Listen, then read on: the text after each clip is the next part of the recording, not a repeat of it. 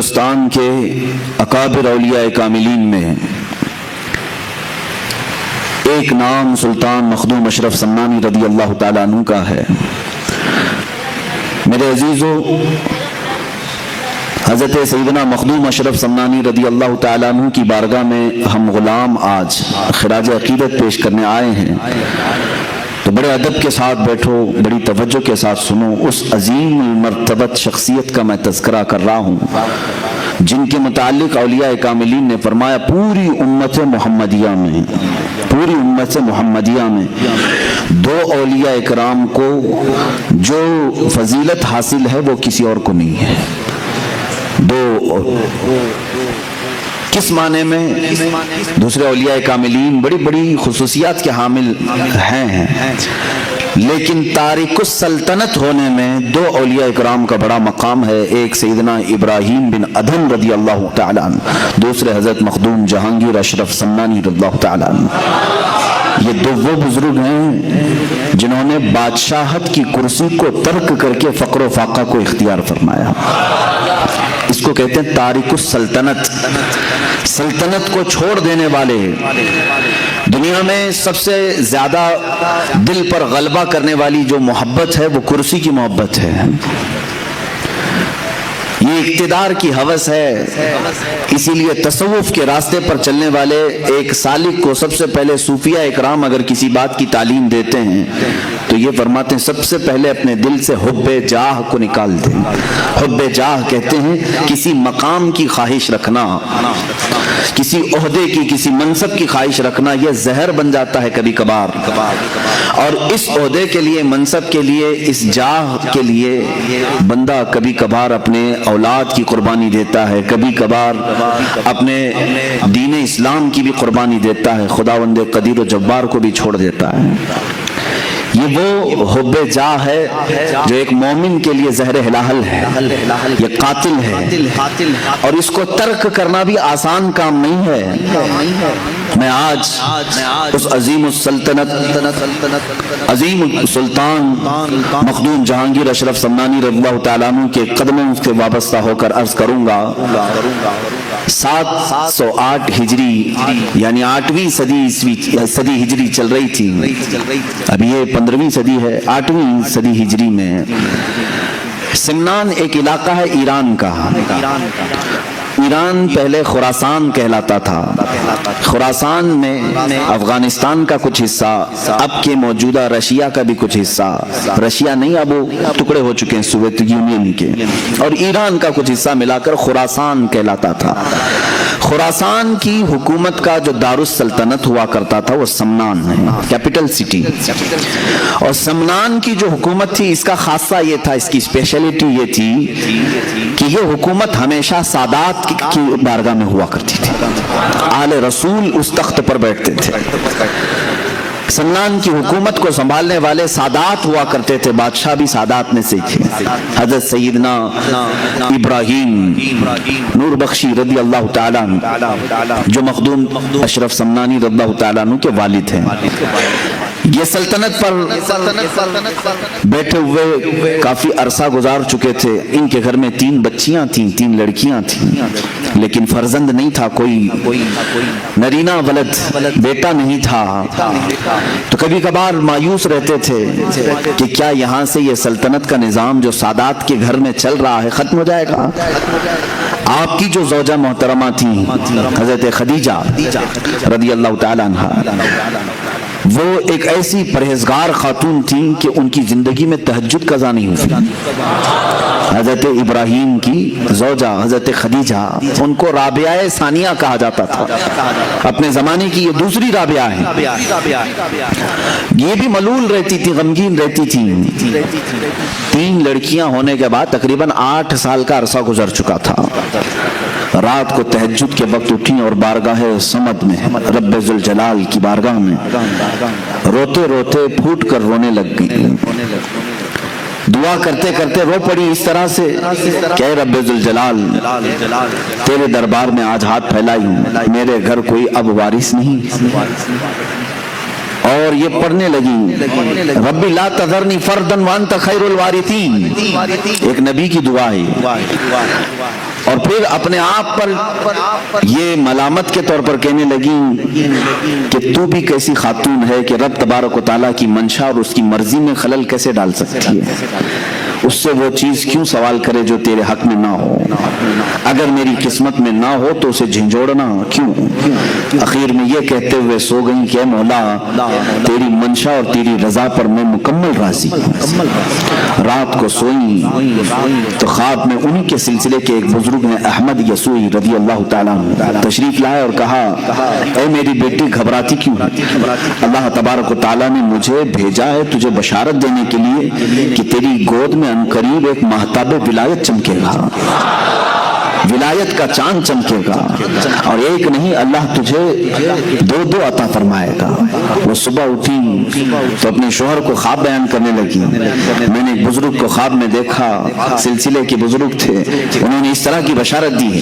حضرت ابراہیم رحمۃ اللہ تعالیٰ علیہ فرمانے لگے ہماری عمر کافی ہو چکی ہے، اولاد کا کوئی اس طرح سے سلسلہ نظر نہیں آتا۔ بہرحال شام کا وقت تھا، یہ عالی شان محل ہے سلطان کا، سمنان کی بادشاہت کا محل ہے جس میں بادشاہ اور ملکہ دونوں اپنے محل کے خصوصی حجرے میں ہیں۔ اچانک دیکھا حجرے کے کمرے کے باہر ایک مجذوب بزرگ، ان کا نام بھی ابراہیم تھا، وہ تشریف لائے ہیں، انہیں سارا علاقہ جانتا تھا یہ مجذوب ولی ہیں، یہ پل میں ادھر ہوتے ہیں پل میں ادھر ہوتے ہیں، کہیں غائب ہو جاتے ہیں۔ آپ نے اچانک حضرت ابراہیم کو دیکھا تو سلطان ابراہیم چونک گئے، کہا میرے محل میں آنے کے لیے سپاہی پہرے دار ہوتے ہیں، وزیر کھڑے ہوتے ہیں، آپ تشریف لائے ہیں۔ سپاہیوں کی جیسی نظر مجذوب بزرگ پر پڑی تو وہ کپ کپانے لگے کہ سارے دروازے بند ہیں، ساری فصیلوں پر پہرے دار ہیں، ہمیں کسی کو نہیں معلوم کہ یہ آئے کہاں سے۔ حضرت ابراہیم مجذوب نے کہا یہ سب چھوڑو، کہاں سے آئے ہیں؟ ان سے پوچھا ہے ابراہیم تو اپنی بیوی کے ساتھ اس بات کا غم منا رہا ہے کہ تجھے کوئی بیٹا نہیں ہے، تجھے کوئی بیٹا نہیں ہے۔ یہ مجذوبوں کی بات تو سنیں، کہتے ہیں کیا میرے ساتھ ایک سودا کرے گا؟ محل کے اندر موجود حضرت سلطان ابراہیم ان کی بڑی تعظیم کرتے تھے، کہا بابا آپ تشریف لائیں، کرسی پر اپنی کرسی پر بٹھایا، کہا آپ کیا سودا کرنا چاہیں گے؟ اس وقت جو سکے چلتے تھے سونے کے سکے، اس کو اشرفی کہا جاتا ہے، اشرفیاں سنے ہوں گے آپ، سونے کی اشرفیاں۔ کہا مجھے 1000 اشرفیاں دے دے اور ایک اشرف لے لے۔ اس مجذوب بزرگ نے کیا کہا؟ مجھے 1000 اشرفیاں دے دے بدلے میں ایک اشرف لے لے۔ انہوں نے فوراً تھیلا پیش کر دیا، کہا کہ حضور قبول فرما لیں۔ وہ لیے اور غائب ہو گئے، اس محل سے غائب ہو گئے۔ مجذوبوں کی کیفیات ایسی ہی ہوا کرتی ہیں، وہ حالت جذب میں آتے ہیں، کبھی کسی سے عام گفتگو کرتے ہیں، کبھی کسی سے معرفت کے بہت الگ انداز کی باتیں کرتے ہیں۔ غائب ہوئے چند دنوں کے بعد حضرت ابراہیم رحمۃ اللہ تعالیٰ علیہ کے گھر میں ولادت کے آثار نظر آئے، ان کی اہلیہ محترمہ حملہ ہوئی، اور اس کے بعد جو بشارتوں کا سلسلہ ہوا سنیے۔ جب ان کے گھر میں 7 مہینے کا حمل یا 6 مہینے کا حمل تھا، یہی ابراہیم مجذوب رحمۃ اللہ تعالی علیہ پورے سمنان میں گلی میں ڈھنڈورا پیٹتے ہوئے اعلان کرتے تھے باخبر ہوشیار ملاحظہ ہو، باخبر ہوشیار ملاحظہ ہو۔ سارے لوگوں کو رات میں یہ جگاتے تھے اس طرح سے ڈھنڈورچی بن کر کے، سارے لوگ کان لگا کر کے سنتے تھے کہ بابا کس چیز کا اعلان کر رہے ہیں۔ جب اس طرح کے اعلانات ہوتے تو بادشاہ کی طرف سے ہوتے تھے۔ ابراہیم مجذوب رحمۃ اللہ تعالی علیہ ڈنڈورا پیٹ کر اعلان کرنے لگے سارے اپنی اپنی مسندوں سے اتر جائیں، اس لیے کہ امام کے آنے کا وقت ہو چکا ہے۔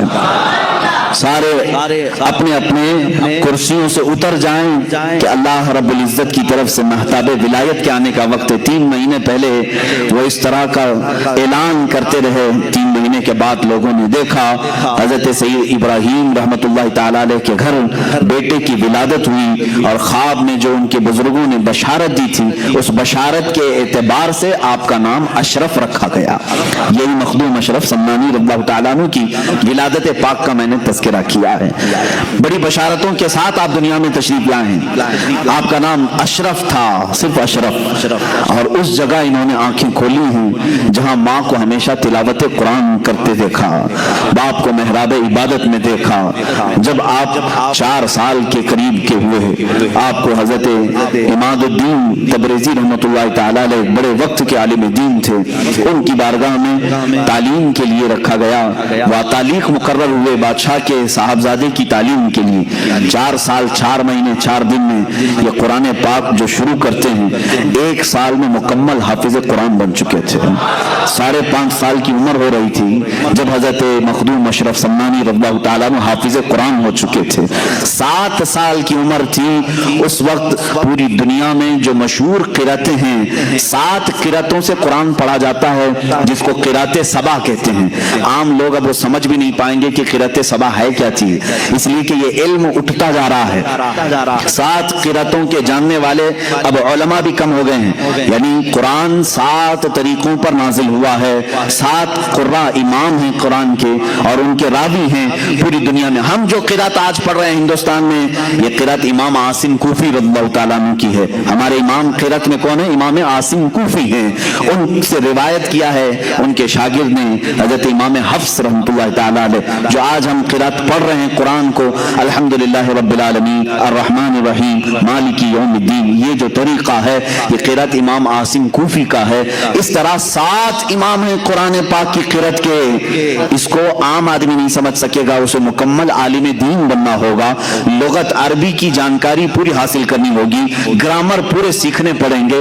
अलिफ कब आता है, जबर कब आता है, जेर कब आता है, पेश कब आता है, किन 2 हरफों को मिलाया जाता है, किसको साइलेंट किया जाता है, ये पूरे ग्रामर सीखने के बाद ये क़िरातों का इल्म हासिल कर सकते हैं। कुर्बान जाओ मखदूम जहांगीर सम्मानी रज़ियल्लाहु ताला अन्हु की उम्र पाक 7 साल की है और 7 क़िरातों के साथ आप हाफिज कुरान हो चुके थे, हाफिज कुरान हो चुके थे। अजीजा ने गिरामी, यहाँ तो 7 साल की उम्र में अभी बच्चे को कुरान का पहला पारा पढ़ना नहीं आता देख करके। वो अल्लाह के वली थे और अल्लाह ताला ने उन्हें इल्म लदुन्नी अता फरमाया। इल्म लदुन्नी कहते हैं जो गैब से दिया जाए। जब घर साफ सुथरा हो, माँ बाप की तरबियत अच्छी हो, तो फैज भी अल्लाह ताला की तरफ से जल्दी उतरता है। ये माहौल का भी असर होता है। सादात का घराना था, जाहिर सी बात है अकल भी विरासत नबी में पाई थी, इल्म विरासत अली में पाई थी। हजरत मखदूम अशरफ सम्मानी रज़ियल्लाहु ताला अन्हु 14 साल की उम्र के हो रहे थे। 7 साल में हाफिज कुरान हुए। 14 साल की उम्र में जितने उलूम मुतदावला उस वक्त थे, माकुलात, मनकुलात, मंतिक, फलसफा, ज़जर, सारी चीजें, इल्म मुनाजरा, इल्म मुकाबला, इल्म तसव्वुफ, इल्म फ़िक़्ह, इल्म तफसीर, इल्म उसूल हदीस, इल्म हदीस, ये तमाम उलूम मुतदावला से फारिग होकर आप 14 साल की उम्र में मुफ्ती कामिल बन चुके थे। 14 साल की उम्र में मुफ्ती कामिल बन चुके थे। अब जाहिर सी बात है 14 साल की उम्र का हाफिज, क़िरात सबा का कारी, बेहतरीन आलिम दीन, मुफ्ती कामिल, फाजिल, मुहद्दिस, फ़क़ीह, मुफस्सिर, 14 साल की उम्र में ये सब कुछ अल्लाह ने उन्हें गैब से अता फरमाया। लेकिन उस वक्त के उलमा का कहना ये है, मखदूम अशरफ सम्मानी रज़ियल्लाहु ताला अन्हु मदरसे से निकलते थे। जाहिर सी बात है उलमा का एक अंदाज अलग होता है, इल्म जब आए तो उसका अंदाज अलग होता है। तो मौलाना कहते हैं ना, अब जो इल्म दीन हासिल किया है उसे क्या कहते हैं? मौलाना। तो उस जमाने के उलमा कहते हैं अक्सर हमने अशरफ को मौलाना अशरफ कम देखा, फकीर अशरफ ज्यादा देखा। फकीर अशरफ का मतलब क्या है? इनके अंदर तमा हिर्स कुछ नहीं, बल्कि इल्म हासिल करने के बाद और इस कम उम्री में इतने मकामात हासिल करने के बाद भी ज़ुहद की तरफ ज्यादा तवज्जो थी, तरके दुनिया की तरफ ज्यादा तवज्जो थी। अल्लाह उनका सदका हम गरीबों को अता फरमाए। हुब्बे माल, हुब्बे जाह, हुब्बे दुनिया, ये ऐसी गलाजतें मेरे अजीजों के मोमिनीन को तबाह कर डालती हैं। मखदूम अशरफ सम्मानी रज़ियल्लाहु ताला 14 साल की उम्र में किन किन उलूम से आप बहरामंद हो चुके थे? हाफिज, कारी कुरान, वो भी 7 क़िरातों के इमाम, आलिम दीन, फाजिल दीन, مفتی کامل، مفسر، فقیہ، محدث، یہ سب ہونے کے بعد 15ویں سال کی آپ کی عمر مبارک تھی. میں شروع سے چل رہا ہوں آپ کی سیرت طیبہ پر. 15ویں سال کی عمر تھی، آپ کے والد ماجد سید ابراہیم رحمۃ اللہ تعالی علیہ کا وصال ہوا. آپ کے انتقال کے فوراً بعد ہی 15 سال کی عمر میں تخت شاہی پر آپ کو بٹھا دیا گیا. بادشاہت کا تاج آپ کے سر پر رکھ دیا گیا. کسی نے یہ نہیں کہا کہ 15 سال کا بچہ کیا بادشاہ بنے گا، بلکہ اس وقت کے جتنے سرور تھے، بڑے بڑے کج کلاه تھے، سبوں نے اپنے سر جھکا لیے، اس لیے کہ مخدوم اشرف سمنانی رضی اللہ تعالیٰ 15 سال کی عمر میں جب کرسی شہنشاہیت پر جلوہ بار ہوئے تو آپ کے فیصلوں کو دیکھ کر کے لوگ اش اش کر جاتے تھے. آپ کے احکامات کو دیکھ کر کے ایسا لگتا تھا جیسے کوئی 80 سال کا تجربہ کار بادشاہ اس کرسی پر بیٹھا ہوا. 15 سال کی عمر میں بادشاہت آپ کے کندھوں پر آ چکی تھی، لیکن اس بادشاہت کو آپ نے سرے سے انکار ہی نہیں کیا، ختم ہی نہیں کیا، بلکہ اس کو سنبھالا. کتنے سال؟ 10 سال تک اس عدل کی کرسی پر آپ قائم رہے اور پورے سمنان کو عدل و انصاف سے بھر دیا. پوری دنیا میں اس وقت سمنان کا سکہ چلنے لگا اور ہر کوئی یہ کہتا تھا کہ اور تو اور بادشاہ بیٹھتے ہیں کرسیوں پر، لیکن سمنان کی کرسی ایسی ہے جس پر نائب رسول اور آل رسول بیٹھا ہوا ہے. یہ کرسی سمنان کی کرسی کی خصوصیت تھی. رسول اللہ کا بیٹا بیٹھا ہے اور رسول اللہ کا نائب بن کر بیٹھا ہے. علم دین کا وارث بھی ہے اور زہد و اتقا بھی ہے اور اللہ رب العزت کی عطا کردہ بے شمار نعمتوں سے سرفراز بھی ہے. مخدوم اشرف سمنانی رضی اللہ تعالیٰ 10 سال اس کرسی شہنشاہیت پر جلوہ بار رہے. اس کے بعد معاملات ایسے تھے کہ اس بادشاہت کی کرسی پر رہتے ہوئے بھی آپ کا دل رات کے وقت مصلی کی طرف لگا رہتا.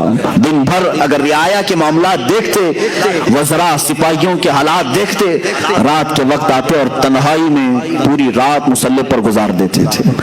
رات کا ایک مختصر حصہ آپ سونے کے لیے رکھتے، بلکہ 1/3 حصہ مکمل عبادت الہی کے لیے آپ نے وقت کیا تھا. ہے کوئی آج کا تھوڑے سے پیسے جس کے پاس آئیں وہ کھڑا ہو کر کے دکھائے رات کو؟ یہ بادشاہت جس کے پاس ہے وہ ساری سلطنت کا بار ان کے کندھوں پر ہوتا ہے، پوری رعایا کا بوجھ ان کے کندھوں پر ہوتا ہے. یہ سب چیزیں رکھنے کے باوجود مخدوم اشرف سمنانی رضی اللہ تعالیٰ عنہ کی زندگی میں کبھی آپ یہ نہیں پاؤ گے کہ انہوں نے رعایا کی خدمت کرتے کرتے کبھی اپنے رب کی نافرمانی کر دی ہو یا اپنے رب تبارک و تعالیٰ کی عبادتوں میں کمی کی ہو. کبھی نہیں. دل اس میں لگا ہی رہتا. اور آج کے حالات کے اعتبار سے میں آپ کو بتاؤں، غربا اور مساکین کا عبادت کرنا تو ٹھیک ہے، اسی لیے مسجدوں کی صفوں میں زیادہ طور پر غربا نظر آتے ہیں. غریبی اچھی بھی ہے اور کبھی کبھار غریبی یہ زحمت بن جاتی ہے اگر یہ کفر کی طرف لے جائے. اللہ تبارک و تعالیٰ اتنا دنیا میں رکھے کہ عزت کے ساتھ حلال کھائیں اور حلال کے ساتھ ہمارا خاتمہ ہو. یہ زندگی اچھی ہے، لیکن جانتے ہیں جن کے پاس پیسوں کی چربی آئی، یہ چربی اتنی موٹی ہو جاتی ہے کہ ان کو نمازیں بھاری پڑتی ہیں، رات کا گزارنا تو دور کی بات ہے. آؤ میں ایک طرف اس بادشاہ اعظم کا ذکر کروں جو سمنان کی کرسی پر فائز ہے، اور ایک طرف وہ جس کو دنیا کی ایک چھوٹی سی کرسی دی گئی. جیسے ہی اس کو نیتا کی کرسی ملی، سب سے پہلا کام جو ہوگا وہ یہ ہوگا کہ اپنے پیسوں کا انبار ان لٹیروں پر خرچہ کرے، شراب کے لیے، جوئے کے لیے، اور اڈے سجائے جائیں رات بھر. آج تقریباً نیتاؤں کے حالات اس طرح کے ہیں. میں سب کی بات نہیں کرتا، اکثر و بیشتر اپنا پرائیویٹ ایک ہاؤس بناتے ہیں فارم ہاؤس کے نام پر، یا پھر کہیں کلب ہوگا جہاں پر یہ رات بھر اپنے پیسوں کا اسراف کرتے رہیں گے. کرسی اسی لیے انہوں نے حاصل کی کہ راتوں کو عیاشی کی جائے، اور سمنان کی کرسی اس لیے حاصل کی گئی تھی کہ مصلی پر دل کی لذتیں حاصل کی جائیں، اپنے رب کی بارگاہ میں لذتیں حاصل کی جائیں. میرے عزیزوں، دنیا جس کے پاس آئی ان میں سے بہت کم ایسے لوگ ہیں جو امتحان میں کامیاب ہو جاتے ہیں، ورنہ اکثر کو اس دنیا نے، اس دولت نے رب تبارک و تعالیٰ سے دور کر دیا ہے. ہم نے تاریخ میں یہ بات بھی بڑی بارگاہ رسول کریم صلی اللہ تعالیٰ علیہ وسلم میں ایک شخص حاضر ہوا، اس نے کہا غریبی اتنی ہے کہ پہننے کو کپڑے نہیں ہوتے. حضور نے فرمایا صبر کر تیرے لیے اس میں اچھائی ہے. بار بار اس نے دعا کی, درخواست کی. اللہ کے حبیب صلی اللہ علیہ وسلم نے ایک بکری دی اور کہا جا اس میں اللہ تجھے برکت دے. اس بکری میں اتنی برکت ہوئی کہ بچے بکری کے بڑھتے گئے. اس شخص کو مدینہ چھوڑنا پڑا, بکریوں کا ریوڑ رکھنے کے لیے مدینے کے باہر ایک میدان میں رہنا پڑا, اور وہاں رہتے رہتے اتنی بکریوں کی فوج اس نے جمع کی. حضور اکرم صلی اللہ تعالی علیہ وسلم نے سال میں زکوٰۃ طلب کرنے کے لیے اپنے عاملین کو بھیجا. کہا اللہ رب العزت کا حکم ہے جس کے پاس 100 بکریاں ہو اس میں سے 5 بکریاں زکوٰۃ میں نکالی جائیں. جب اس شخص کے پاس آئے عاملین زکوٰۃ تو حساب لگایا گیا تو کئی 100 بکریاں صرف زکوٰۃ میں جا رہی تھی.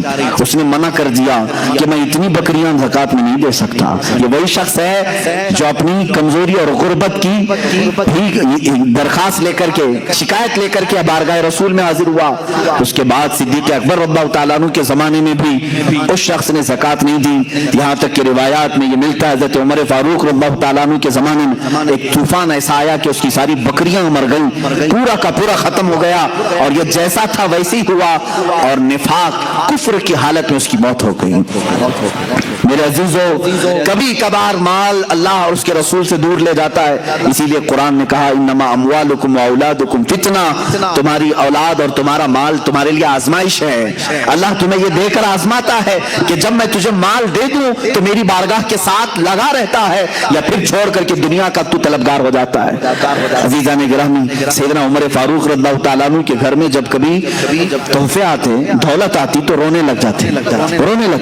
آج دولت کی کس کو ضرورت نہیں ہے, ہم کو بھی ہے, آپ کو بھی ہے. ہم کماتے ہیں گھر چلانے کے لیے. امیر المومنین عمر فاروق رضی اللہ تعالیٰ عنہ کے گھر جب کچھ بڑا تحفہ آتا یا دولت آتی تو رونے لگ جاتے. پوچھتے کہ کیوں؟ فرماتے ہیں دولت جب بھی آتی ہے تو ساتھ میں اللہ کا امتحان بھی آتا ہے. مولا مجھے آزمانا چاہ رہا ہے, کہیں میں اس کے جمع خرچ کے حساب کتاب میں اللہ کی عبادت کو نہ بھول جاؤں. ہم نے دیکھا ہے حساب کرتے کرتے تو رات گزر گئی, 2 رکعت پڑھنے کی توفیق نہیں مل سکی. مخدوم اشرف سمنانی رضی اللہ تعالیٰ ان دولت مندوں میں سے نہیں تھے, ان سرمایہ داروں میں سے نہیں تھے جن کو اپنی دولت کی جمع اور خرچ کو حساب کرتے کرتے راتیں گزر جاتی ہوں, بلکہ یہ رعایا کے بھی معاملات دیکھتے اور رات کو اپنے رب کے حضور بھی حاضر ہوتے تھے. ظاہر سی بات ہے یہ سلسلہ زیادہ دن تک چلتا نہیں. 2 چیزیں ایک ساتھ چلانا بہت مشکل امر ہے. حضرت خضر علیہ السلام سے آپ کی ملاقات ہوئی. سیدنا خضر علیہ السلام سے ایک دن ملاقات ہوئی. انہوں نے آپ کو اویسی اشغال کی اجازت دی. اویسی ایک سلسلہ ہے, حضرت خواجہ اویس قرنی رضی اللہ تعالیٰ عنہ کے معمولات اور ان کے وظائف اس سلسلے میں دیے جاتے ہیں. اجازت بھی آج بھی اس کی دی جاتی ہیں. اویسی اشغال کی اجازتیں دیں اور کہا ایک اسم اعظم کا ذکر کرنا لیکن زبان نہ ہلانا. حضرت خضر علیہ السلام نے اس کی مشق کرائی. کس کو؟ مخدوم اشرف سمنانی رضی اللہ تعالیٰ عنہ. وہ ذکر اس طرح کا ہوتا کہ زبان نہیں ہلتی لیکن دل سے اسے کہا جانے لگتا. اس میں اللہ ہے یا اس میں اعظم جو بھی انہیں تعلیم دی گئی. ایک وقت ایسا آیا کہ اس کی مشق کے بعد آپ جہاں بیٹھتے مخدوم اشرف سمنانی رضی اللہ تعالیٰ عنہ, آپ کی زبان بند ہوتی, دل سے وہ ذکر کی آواز آنے لگتی تھی. جو لوگ قریب ہوتے وہ سنتے تھے. یہ پاس انفاس اس کو کہتے ہیں, سانسوں کو روک لینا, یہ بھی اس میں تعلیم دی جاتی. چند دنوں کے بعد جب ذکر کی لذت کسی کو ملنے لگ جاتی ہے تو پھر دنیاوی تمام تر ثمرات میں اس کا کوئی دل نہیں لگتا. آخر وہ دن بھی آیا جب آپ کو اس بادشاہت سے اور اس کرسی سے میلان ہٹتا گیا اور اس کی طرف سے آپ دور ہونے کی کوشش مسلسل کرتے رہے. اپنی والدہ ماجدہ کے پاس حاضر ہوئے, کہا بس ہو گیا, میں نے 10 سال اس سلطنت کو چلایا, کہیں پر بھی میں نے اللہ اور اس کے رسول کی نافرمانی نہیں کی. عدل سے میں نے پورے سمنان کو بھر دیا. اب میں چاہتا ہوں کہ میری بقیہ زندگی اللہ کے حضور میں فقر کے ساتھ گزاروں, فقر کے ساتھ گزاروں, زہد کے ساتھ گزاروں. ماں نے اجازت دی. حضرت مخدوم اشرف سمنانی رضی اللہ تعالیٰ عنہ جیسی ماں سے گفتگو کرتے دوسرے ہی دن رعایا کو طلب کیا, سارے سپاہیوں وزیروں کو, اور سلطنت کا یہ پورا مجمع جب جمع ہوا تو آپ نے علل اعلان اپنا ताज निकाल कर अपने छोटे भाई हजरत सैयद मोहम्मद आरफ रहमतुल्लाह ताला अलैह को पहनाया और कहा मेरे बाद इस तख्त के जानशीन ये हैं। उनके छोटे भाई थे, आपका नाम अशरफ था, उनका नाम आरफ था। हजरत सुल्तान सैयद मोहम्मद आरफ रहमतुल्लाह ताला अलैह को पहनाया और उसी वक्त रखते सफर बांधा कि मैं अब सफर के लिए निकल चलता हूँ। कहाँ जाएंगे? औलिया कामिलीन जब सफर के लिए उठते थे तो उनकी मंजिल सिर्फ अल्लाह रब्बुल इज्जत की रजा होती, कोई पर्टिकुलर गांव नहीं होता, वो निकल चलते थे। बस मुझे इस सिमनान की शाहाना जिंदगी से निकलना है। आपकी वालिदा माजिदा ने कहा ये अलल ऐलान मत कहो, सादात की ये कुर्सी है, बादशाहत कई सालों से हमारे खानदान में चली है, तुम जा रहे हो ठीक है, लेकिन एक काम करो, चंद वजीरों को सिपाहियों को साथ में ले जाओ ताकि दुनिया ये समझेगी कि बादशाह किसी मुहिम पर जा रहा है, फिर लौटेगा। आपकी माँ के हुक्म पर आपने चंद वजीरों और सिपाहियों को साथ लिया और निकल पड़े। समनान के हुदूद से जब बाहर आए, आप जब समरकंद की तरफ, जो आज उज़्बेकिस्तान का एक इलाका है, पहले जो रशिया में था, उस तरफ की आपने सफर का इरादा फरमाया। बीच रास्ते में सारे सिपाहियों और वजीरों को वापस कर दिया और कहा अब इस सफर में मुझे तन्हा छोड़ दो, मैं हूं और मेरा हामी व नासिर व मददगार मेरा मौला है। सफर पर निकले। मखदूम अशरफ समनानी रज़ियल्लाहु ताला अन्हु जिस वक्त सफर के लिए निकले थे उस वक्त आपकी उम्र सिर्फ 26 साल की थी। यहां से दो चीजें मुझे मिलती हैं।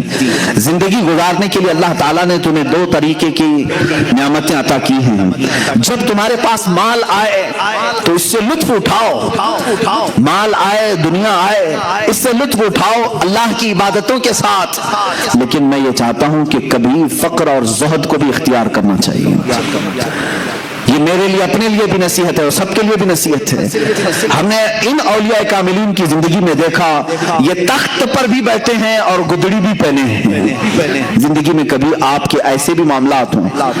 आज आपने बहुत आलीशान बंगला बनाया है, अच्छी बात है, मैं इसके खिलाफ नहीं जाऊंगा। आपकी बड़ी सी बड़ी इमारत बनाओ, अच्छे घर में रह रहे हो, लेकिन कभी ऐसा भी करो कि जिंदगी में एक दिन अपने सारे बच्चों को लेकर कहो कि आज हम फाका इख्तियार करेंगे, दुनिया को दिखाने के लिए नहीं, हम सिर्फ खजूर पर सहरी करते हैं, खजूर पर इफ्तार करते हैं, इसलिए कि अल्लाह की बहुत बड़ी नियामतें हमारे पास मौजूद हैं, लेकिन अल्लाह को इज्ज़ व इंकिसारी और फक्र व फाका भी पसंद है। यह हम अपनी जिंदगी में कर सकते हैं कि नहीं कर सकते? अच्छी नियामतें खाओ। मैं ये नहीं कह रहा कि आप बिरयानी ना खाओ, चिकन मटन ना खाओ, सब खाते रहे आप, हलाल जो चीजें खाएं, लेकिन हमारी जिंदगी में खाओ, महीने में एक दिन हो या हफ्ते में एक दिन हो, ऐसा आना चाहिए जिसमें हम ज़ुहद भी करें। ज़ुहद कहते हैं तर्क दुनिया को, ख्वाहिशात से दूरी।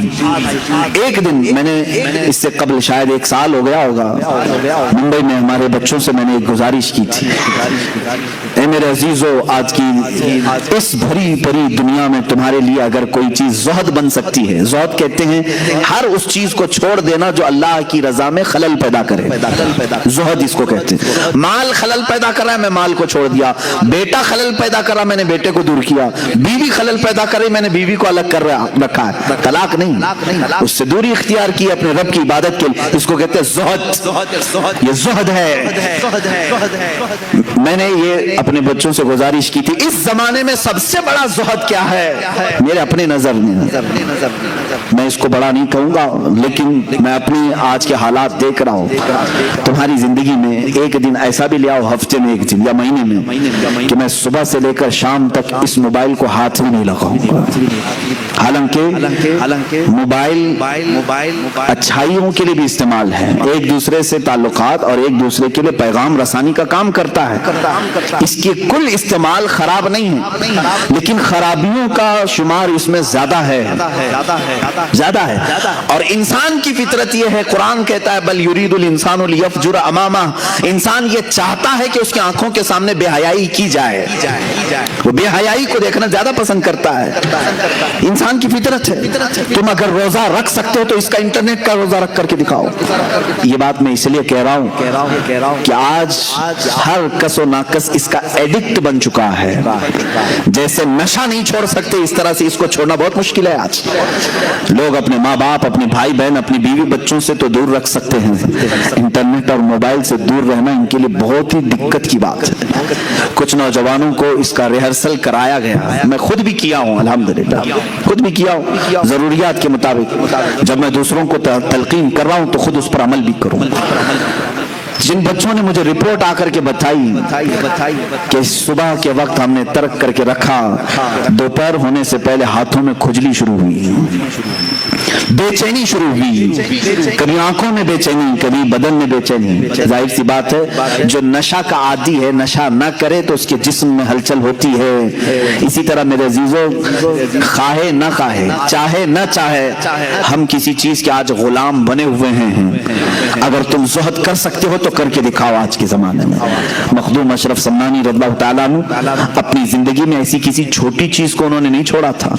وہ اتنی بڑی کرسی تھی جس کو بادشاہت کی کرسی کہتے ہیں, جس کو حاصل کرنے کے لیے پتہ نہیں کتنے قتل و قتال ہوتے ہیں, کتنوں کی جانیں بہائی جاتی, کتنوں سے جھوٹے وعدے کیے جاتے ہیں, کتنوں کے اوپر تلواریں کھینچی جاتی. اس کرسی کو حاصل کرنے کے لیے انسان کیا نہیں کرتا ہے, سب کرنے کے بعد کرسیوں پر چپک کر بیٹھتے ہیں, چھوڑتے نہیں. مخدوم سمنا رحمت اللہ تعالیٰ علیہ نے نہ اس کو حاصل کرنے کے لیے کوئی محنت کی تھی, بلکہ ان کے والد گرامی سے یہ وراثت میں آئی تھی, اور چھوڑنے کے لیے انہوں نے کوئی پس و پیش بھی نہیں کیا تھا کہ شرط رکھ کر کے دیا ہو کہ اتنا مجھے دے دے تو میں یہ کرسی چھوڑ دوں گا. جیسے ایم ایل اے بکتے ہیں, اتنے پیسے دے دو تو میں تیری پارٹی میں آ جاؤں گا, ادھر کی رکنیت چھوڑ دوں گا, ممبرشپ ختم کر لوں گا. مخدوم سمنا رحمت اللہ تعالیٰ علیہ صرف اور صرف اپنے رب کی رضا حاصل کرنے کے لیے اپنے بھائی کی تاج پوشی کی اور ہمیشہ کے لیے سمنان چھوڑ کر آئے. دوبارہ کبھی سمنان واپس نہیں گئے, کبھی واپس نہیں گئے.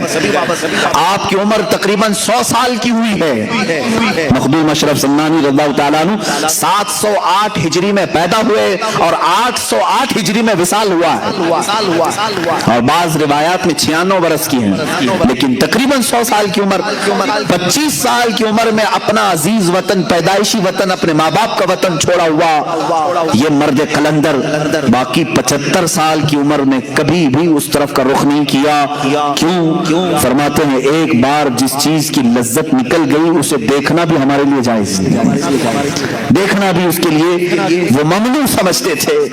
عزیزان گرامی وقار, مخدوم اشرف سمنانی رضی اللہ تعالیٰ جب نکلے تو اس کرسی کو ختم کر کے جو نکلے, چھوڑ کر کے نکلے, کہ تارک السلطنت کہتے ہیں. پورے رسول کریم صلی اللہ علیہ وسلم کی امت میں صرف 2 ولی ایسے گزرے جنہوں نے بادشاہت کو چھوڑا ہے, ایک حضرت ابراہیم بن ادھم, دوسرے مخدوم اشرف جہانگیر سمنانی رضی اللہ. وہ بلخ کی بادشاہت چھوڑ کر نکلے تھے اور یہ سمنان کی بادشاہت چھوڑ کر. دونوں کے حال ایسی ہی ہیں. حضرت ابراہیم بن ادھم نکلے اور گدڑی پہن کر کے دریا کے کنارے بیٹھے رہتے تھے. ایک وقت تھا جو کرسی پر بیٹھتے, اور ایک وقت ایسا کہ پتھریلی زمین پر دریا کے کنارے بیٹھے رہتے. مخدوم سمنا رحمت اللہ تعالیٰ علیہ شاہی سواری پر سوار ہونے والے, لیکن جب سمرقند کا سفر کر رہے ہیں پیروں میں چپل تک نہیں تھے. یہ زہد آپ نے فرمایا, مجبوری نہ کہو اس کو, یہ مجبوری نہیں تھی, اپنے رب کی رضا کے لیے دنیا کا ترک تھا. جب آپ سمرقند کے راستے سے لاہور تشریف لائے تو لاہور میں حضرت سید جلال الدین بخاری رحمت اللہ تعالیٰ نے, جن کو مخدوم جہانیاں جہاں گشت کہا جاتا ہے, اوچھ شریف میں آپ تشریف لائے. حضرت مخدوم سید جلال الدین رحمت اللہ تعالیٰ علیہ نے آپ کا پرتپاک استقبال فرمایا, اپنی خانقاہ میں 3 دن تک ٹھہرایا. اس وقت کے وہ غوث تھے حضرت سید جلال الدین بخاری, اپنی خانقاہ میں 3 دن رکھا, اور اس کے بعد کیا فرمایا کہ فرزند اشرف تمہارا انتظار کسی اور بزرگ کے ہاں ہو رہا ہے, تم کسی اور کی امانت ہو. کون ہے وہ بزرگ؟ مخدوم علاء الدین پنڈوی رحمت اللہ تعالیٰ علیہ, جو بنگال کی مالدہ کی سرزمین پر آج بھی آرام فرما ہیں. یہ اس زمانے کے قطب الاقطاب تھے, قطب الاشراف تھے. اس وقت حضرت مخدوم علاء الدین پنڈوی رحمت اللہ تعالیٰ علیہ حضرت مخدوم اشرف سمنانی کے انتظار میں وہاں بیٹھے ہوئے تھے. جلال الدین بخاری رحمت اللہ علیہ نے ان کو رخصت کیا کہ آپ جائیں, بنگال کی سرزمین सरजमीन पर, वहां से पैदल चलते हुए निकले। लाहौर की सरजमीन कहाँ है, बंगाल कहाँ है, पैदल सफर किया। बिहार के रास्ते से होकर गुजर रहे थे। बिहार में एक इलाका मनियर है, यहाँ एक बुजुर्ग हैं मखदूम शरफुद्दीन यहिया मनेरी रहमतुल्लाह ताला अलैह। ये बड़े पाए के बुजुर्ग हैं। आला हज़रत रज़ियल्लाहु ताला अन्हु ने उनका तज़किरा फरमाया है। मखदूम शरफुद्दीन यहिया मनेरी रहमतुल्लाह ताला अलैह के नामे पाक का असर ऐसा है, आज भी मेरे खुद अमाल में मौजूद है कि चेचक किसी को हो जाए, चेचक की बीमारी, हज़रत शरफुद्दीन यहिया मनेरी का नाम ले लो, वो चेचक खत्म हो जाती है। उनके नाम में तासीर है। वो बड़े पाए के बुजुर्ग हैं। उन्होंने अपनी जिंदगी में जो वसीयत फरमाई थी, वो वसीयत क्या थी सुने। हजरत मखदूम अशरफ समनानी रहमतुल्लाह ताला अलैह का गुजर बिहार के उसी मनियर इलाके से हो रहा था।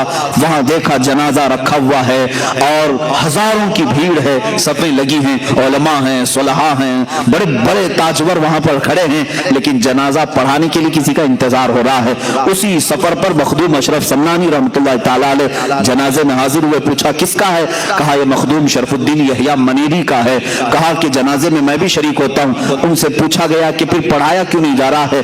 लोगों ने कहा जो मखदूम शरफुद्दीन यहिया मनेरी के खुलफा थे, मुरीदीन थे, उलमा थे, उन्होंने कहा हमारे शेख शरफुद्दीन यहिया मनेरी रहमतुल्लाह ताला अलैह की यह वसीयत थी कि मेरा जनाजा तैयार करके एक खुले मैदान में रखना। तुम देखना मगरिब की तरफ से रसूलुल्लाह का एक शहजादा आएगा, आले रसूल आएगा, वो काला काला लिबा काली एक चादर अपने ऊपर ओढ़ा होगा और वो सातों किरातों का कारी होगा, हाफिज होगा।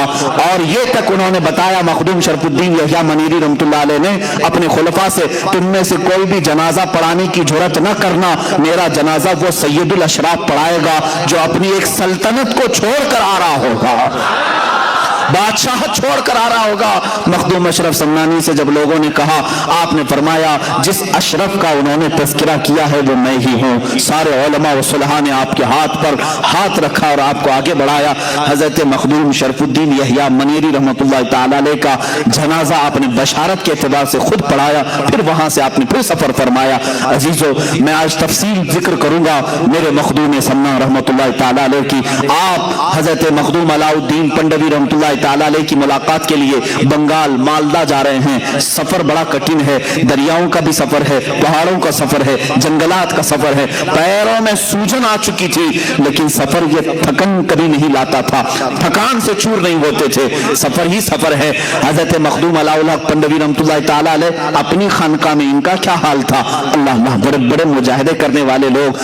वहां पर हाल ये था कि लोग 15 साल 20 साल तक मुजाहिदे में बैठे होते थे। अलाउद्दीन पंडवी रहमतुल्लाह ताला अलैह के आस्थाने पर एक दिन दोपहर का वक्त है, ख्वाब में या जैसे ही आप नींद से बेदार हुए, बेकरारी के आलम में खड़े हो गए और अपने सारे लोगों से, मुरीदीन से कहा, भूये यार मी आयत, भूये यार मी आयत, मुझे मेरे यार की खुशबू आ रही है, मेरे अजीज की खुशबू आ रही है। लोगों ने कहा कि ये किसकी खुशबू है? कहा जिसके इंतजार में मेरी उम्र बीतती जा रही है, गालिबन वो इंतजार की घड़ियां खत्म हो रही हैं। सारे लोग बिल्कुल तजस्सुस के शिकार हो गए। आखिर वो है कौन जिसके लिए मखदूम अलाउद्दीन रहमतुल्लाह ताला अलैह अपना बिस्तर छोड़कर उठ गए, वजू फरमाया, सारे मुरीदीन खुलफा के साथ शहर से बाहर आए, शहर की सरहदों के पास आकर खड़े हुए तो देखा दूर तन्हाई का सफर करते हुए मखदूम जहांगीर अशरफ सम्मानी रहमतुल्लाह ताला अलैह तशरीफ ला रहे हैं। चेहरे पर गर्द है, गुबार है और लिबास पूरे सफर की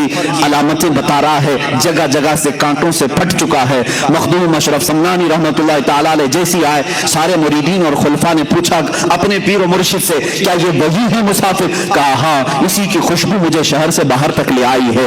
आप खुद बाहर आगे बढ़ करके मखदूम सिन्ना रहमतुल्लाह ताला अलैह के चेहरे मुबारक को अपने सीने से लगाया, उनकी पेशानी पर बोसा दिया और पालकी मंगवाई। कहा कि इस सैयदजादे को पालकी पर बिठाओ। हजरत मखदूम अशरफ सम्मानी रहमतुल्लाह ताला अलैह अदब के लिहाज से आपने बैठने से इनकार किया। उसके बाद हजरत मखदूम अलाउल हक पंडवी रहमतुल्लाह ताला अलैह खुद पालकी पर बैठे और इस शहजादे आजम को अपने साथ बिठाया, खानकाह ले आए और उसके बाद उस दिन जश्न का माहौल था। भला मुझे बताओ, कोई पीर अपने एक मुरीद का इंतजार कर रहा हो, कोई शेख अपने एक खलीफा का इंतजार कर रहा हो। हजरत मखदूम अशरफ सम्मानी रहमतुल्लाह ताला अलैह खानकाह में आए हैं तो मुरीदीन की बातें सुनो, क्या कहते हैं? कहते हैं बरसों बाद ऐसा लग रहा था ठंडी रातों में कोई एक सूरज तुली हुआ है, इसलिए कि जश्न का समा سما تھا، ہر جگہ اجالا ہی اجالا تھا، دو چہرے اتنے چمکتے تھے، ایک علاء الحق پنڈوی کا، ایک مخدوم سمنا کا۔ دسترخوان بچھایا گیا ہے، دسترخوان بچھائے گئے، اعزاز میں روٹیاں رکھی گئیں، سالن لائے گئے، اور وہاں پان کی گلوریاں پیش کی جاتی تھی، پان کھائے جاتے تھے۔ مخدوم سمنا رحمۃ اللہ تعالی علیہ دسترخوان پر سامنے بیٹھے ہیں، علاء الحق پنڈوی رحمۃ اللہ تعالی علیہ سب سے پہلا جملہ کیا فرمایا؟ اولیاء کا دسترخوان بھی کیسا ہوتا ہے، کہا تشت لاؤ ہاتھ دھلانے کے لیے، ہم بھی دسترخوان پر ہاتھ دھلاتے ہیں۔ مخدوم سمنا سے ان کے شیخ نے کہا بیٹا فرزند اشرف اپنے ہاتھ دھو لو دنیا کی ہر لذت سے، دنیا کی ہر لذت سے ہاتھ دھو لو۔ آپ نے ہاتھ دھوتے ہوئے اپنے شیخ سے کہا کہ حضور والا میرے مرشد گرامی، آپ کا یہ بیٹا، آپ کا یہ فرزند دنیا کی سب سے بڑی دولت جو کرسی ہوتی ہے اس بادشاہت سے ہی ہاتھ دھو کر کے آیا ہے، اور آپ نے ہاتھ دھو کر کے دسترخوان پر کھانا شروع فرمایا تو چار لقمے سب سے پہلے مخدوم علاء الحق پنڈوی رحمۃ اللہ تعالی علیہ نے اپنے ہاتھ سے ان کے منہ میں رکھے، اور ایک ایک لقمے پر کہا کہ کون کون سا لقمہ تھا، ایک طریقت کا تھا، ایک معرفت کا تھا، ایک اسرار و رموز کا تھا، ایک حقانیت کو پہنچنے والا تھا۔ یہ چار لقمے کھلانے کے بعد اپنا صافہ، اپنا امامہ نکالا، مخدوم جہانگیر اشرف سمنانی کے سر پر باندھا اور کہا بیٹا فرزند اشرف، میں زمانے سے اس خرقے کو سنبھالا ہوں، سلسلہ چشتیہ سلطان غریب نواز رضی اللہ تعالیٰ عنہ کی بارگاہ سے آیا ہوا یہ امامہ آج تک میرے پاس امانت تھا، اس سلسلہ چشتیہ کی ساری امانتیں میں نے تمہارے سر پر رکھ دی، یہ خرقہ پوشی ہوئی، آج یہ دن یہاں سے خلافت ہی دے دی گئی، آپ نے بیعت بھی کیا۔ مخدوم اشرف سمنانی رضی اللہ تعالیٰ عنہ اس خانقاہ میں تقریباً 12 سال تک گزارے، 12 سال تک۔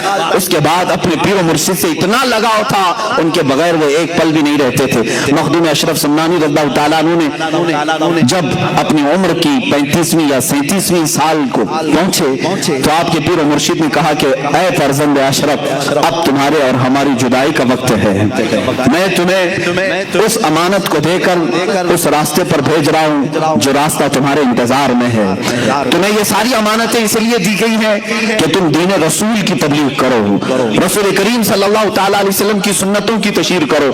مخدوم اشرف سمنانی رضی اللہ تعالیٰ عنہ کو آپ نے بلایا اور جونپور کی سرزمین کی طرف اشارہ فرمایا۔ جونپور آج بھی اتر پردیش کا ایک علاقہ ہے، اور اس طرف اشارہ فرمایا، دسترخوان پر بیٹھ کر کے ایک علاقہ دکھایا جس کی ارد گرد تالاب ہے اور بیچ میں ایک چھوٹی سی جگہ ہے۔ کہا اے اشرف، تمہارا یہ مضبوط قلعہ ہوگا، تم یہاں پر اپنا مسکن بناؤ گے۔ آپ نے اصرار کیا کہ حضور مجھے اپنے ساتھ اپنی صحبت میں رکھیں۔ آپ نے فرمایا یہ امانتیں اس لیے دی جاتی ہیں کہ خلق خدا کو اس سے تم فیضیاب کرو، یہ صرف اپنے لیے نہیں ہوتی، خلق خدا کو تم اس سے فیضیاب کرو۔ حضرت مخدوم اشرف سمنانی رضی اللہ تعالیٰ عنہ اس وقت اپنے پیر و مرشد سے فرماتے ہیں حضور جس علاقے میں آپ مجھے بھیج رہے ہیں وہاں پر ایک شیر ہے، اس شیر کے چنگل میں مجھے آپ بھیج رہے ہیں۔ آپ نے تھوڑی دیر تک انتظار فرمایا اور کہا شیر اگرچہ ہوگا لیکن تمہاری تربیت یافتہ ایک چھوٹا سا بچہ اس شیر کے لیے کافی ہو جائے گا۔ یہ بزرگوں کی باتیں ہیں، اولیاء کاملین کی باتیں ہیں، یہ بعد میں سمجھ میں آتی ہیں۔ حضرت مخدوم اشرف سمنانی رضی اللہ تعالیٰ وہاں سے نکلے بنگال سے اور پھر سفر فرمایا۔ حضرت مخدوم سمنا رحمۃ اللہ تعالیٰ علیہ جب جانے لگے تو وہاں پر ایک عجیب سا سما تھا، لوگ یہ کہہ رہے تھے کہ ساری رونقیں اپنے ساتھ لے جا رہے ہیں، ساری رونقیں۔ 37 سال کی عمر میں مخدوم سمنا رحمۃ اللہ تعالیٰ علیہ جب اپنے پیر و مرشد سے خلافت اور سارے خرقہ وغیرہ لے کر کے نکلے تو آپ کے پیر و مرشد نے ہی آپ کو یہ لقب دیا کہ اب میرا یہ اشرف جہانگیر ہوگا۔ جہانگیر، یہ جہانگیر کا لقب آپ کے پیر و مرشد سے دیا گیا۔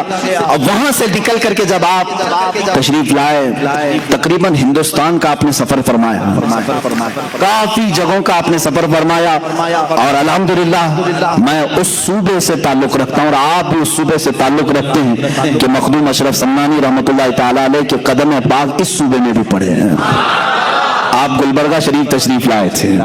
گلبرگہ شریف کی سرزمین پر خواجہ بندہ نواز گیسو دراز رحمۃ اللہ تعالیٰ علیہ کے آستانے پر بھی آپ نے چلہ کشی فرمائی, اور یہی وہ مقام ہے جب آپ حضرت مخدوم اشرف سمنانی رحمۃ اللہ تعالیٰ علیہ اپنے ایک خیمے میں الگ رہا کرتے تھے سفر میں. آپ کے خلفاء مریدین ساتھ ہوتے, آپ کے ساتھ آپ کے شاگرد رشید, آپ کے خلف اکبر حضرت سیدنا عبد الرزاق نور العین رحمۃ اللہ تعالیٰ علیہ جو آپ کے بھانجے بھی ہیں, وہ ساتھ رہا کرتے تھے اکثر.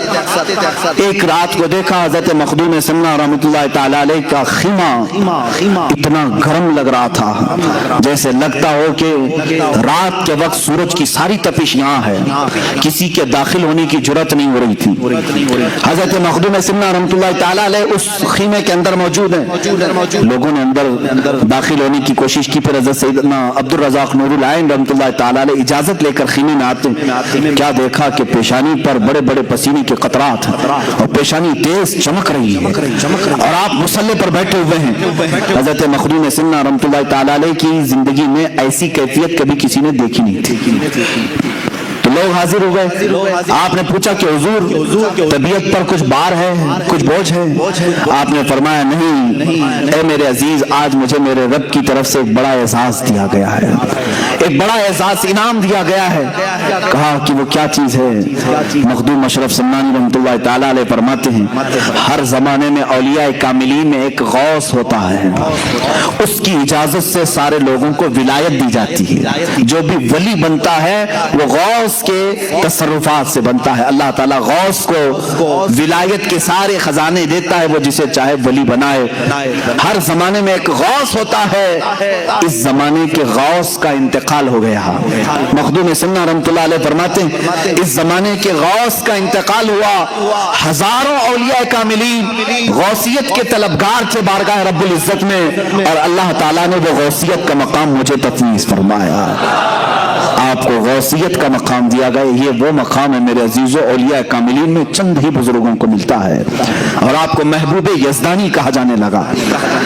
محبوب سبحانی آپ نے سنا ہوگا, غوث اعظم کو کہا جاتا ہے. محبوب الہی نظام الدین اولیاء کو کہتے ہیں, اور اسی طرح محبوب یزدانی حضرت مخدوم اشرف سمنانی کو کہا جاتا ہے. میں آپ کو ایک اور بات بتا دوں, یہ اتفاق سے نہیں ہوا. خانہ کعبہ کے پاس حضرت شیخ محی الدین ابن عربی رضی اللہ تعالیٰ عنہ, جن کو شیخ اعظم کہتے ہیں, ابن عربی رحمۃ اللہ تعالیٰ علیہ, خانہ کعبہ کے طواف کے پاس موجود ہیں. انہوں نے دیکھا کہ ایک شخص ایسا ہے طواف اتنی تیزی سے کر رہا ہے, چکر لگا رہا ہے, لوگوں کی بھیڑ بھاڑ, نہ وہ کسی کو دھکا دیتا ہے نہ کسی کو ٹچ کرتا ہے, لیکن آسانی سے نکلتا ہوا جا رہا ہے بہت تیزی سے. طواف میں ایسا نہیں ہو سکتا, ممکن نہیں, بغیر کسی کو ٹچ کیے کوئی طواف کر لے, بھیڑ بھاڑ. اور ایک شخص ایسا ہے کہ وہ بہت تیزی سے طواف کا سفر کر رہا ہے. حضرت شیخ محی الدین ابن عربی فرماتے مجھے ایسا لگ رہا تھا کہ اس کا جسم صرف دکھ رہا ہے, خالی اس کی روح طواف کر رہی. جسم اگر ہے تو پھر ایک دوسرے سے ٹچ ہوگا, لوگ ہٹیں گے, دھکا مکی ہوگی, لیکن یہ بغیر کسی کو ہٹائے بھیڑ بھاڑ میں طواف بھی کر رہا ہے آسانی سے. جب طواف مکمل ہو گیا, شیخ ابن عربی رحمۃ اللہ تعالیٰ علیہ اس شخص کے پاس حاضر ہوتے ہیں اور سلام کر کے پوچھتے ہیں کہ آپ کا نام کیا ہے, آپ کون ہیں؟ تو انہوں نے کہا میں ابو بکر سبتی ہوں. یہ شیخ سیدنا ابو بکر سبتی تھے. شیخ محی الدین ابن عربی رحمۃ اللہ تعالیٰ علیہ اسی وقت سمجھ گئے کہ یہ کون ہے. ابو بکر سبتی اس وقت کے غوث تھے. کہا میں اس زمانے میں اس وقت کا غوث ہوں. کہا کہ حضور آپ کے بعد, کہا میرے بعد جلال الدین غوث ہوں گے, ان کے بعد مخدوم اشرف سمنانی غوث ہوں گے. یہ آپ کی غوثیت سے تقریباً 50 سال پہلے کی بات ہے یا 100 سال پہلے کی بات ہے, جب ہی آپ کے غوث ہونے کی بشارت دے دی گئی تھی, وہ بھی خانہ کعبہ کے طواف کے دوران. عزیزان گرامی, گلبرگہ شریف کی سرزمین پر آپ کو غوثیت کا تاج بھی رکھا گیا. اللہ تعالیٰ اس زمین سے ہماری وابستگی کو سدا قائم رکھے. سلطان مخدوم اشرف سمنانی رحمۃ اللہ تعالی علیہ جب گلبرگہ شریف سے نکل کر پھر اتر پردیش کی سرزمین پر تشریف لائے، جونپور اس کا نام تھا، جونپور کی ریاست کہلائی جاتی تھی، ریاست جونپور مشہور ہے، یعنی جیسے ابھی یو پی پورا اسٹیٹ ہے، اس وقت ایک اسٹیٹ کا نام تھا جونپور، یہ گاؤں نہیں، آج وہ گاؤں بن کر کے رہ گیا ہے، پہلے ایک اسٹیٹ کا نام تھا، اس میں ضلع آتے تھے۔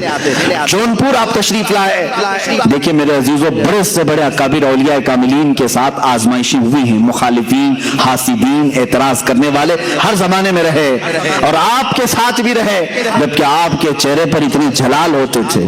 اولیاء کاملین میں جو جلالی بزرگ ہیں ان میں سے مخدوم سمنانی رحمۃ اللہ علیہ، کیونکہ آپ اوحد الدین کہلائے ہیں، آپ مجود رہے، پوری زندگی آپ نے شادی نہیں فرمائی، اس قلب میں کسی دوسرے کی محبت کو شامل ہی نہیں کیا، مخدوم سمنہ رحمۃ اللہ تعالی علیہ۔ اور اس طرح کے جو بزرگان دین ہیں وہ عموماً جلالی ہوا کرتے ہیں، جیسے حضرت مخدوم علاء الدین صابر کلیری رحمۃ اللہ تعالی علیہ، کافی جلالی بزرگ تھے۔ آپ کے متعلق مشہور ہے، حضرت نظام الدین اولیاء کے پاس آپ کی خلافت نامہ لکھا گیا تھا، رات کا وقت تھا، چراغ کی روشنی میں نظام الدین اولیاء رحمۃ اللہ تعالی علیہ نے صابر کلیری کو کہا کہ پڑھ کر کے سناؤ، آپ پڑھنے لگے، چراغ بجھ گیا، اندھیرا ہو گیا۔ حضرت صابر کلیری رحمۃ اللہ علیہ نے تھوڑا سا اس چراغ کی طرف گھور کر کے یوں دیکھا، چراغ بھڑک اٹھا، جل اٹھا۔ نظام الدین اولیاء رحمۃ اللہ تعالی علیہ نے خلافت نامہ واپس لے لیا، کہا ابھی نہیں، اس طرح تمہاری آنکھوں سے نہ جانے کتنے جل جائیں گے، اور جلال کو کم کرنے کی ضرورت ہے۔ تو یہ جو جلالی بزرگان دین ہیں ان میں سے مخدوم سمنہ رحمۃ اللہ تعالی علیہ، لیکن حد ہے حاسدین کی، اس پائے کے جلالی بزرگوں کا بھی پیچھا نہیں چھوڑتے۔ لوگ آج پریشان ہوتے ہیں حاسدین سے، اتنے بڑے بزرگ کے حاسدین کا میں اگر آپ کو بتاؤں کیا کیا نہیں کیا آپ کے ساتھ۔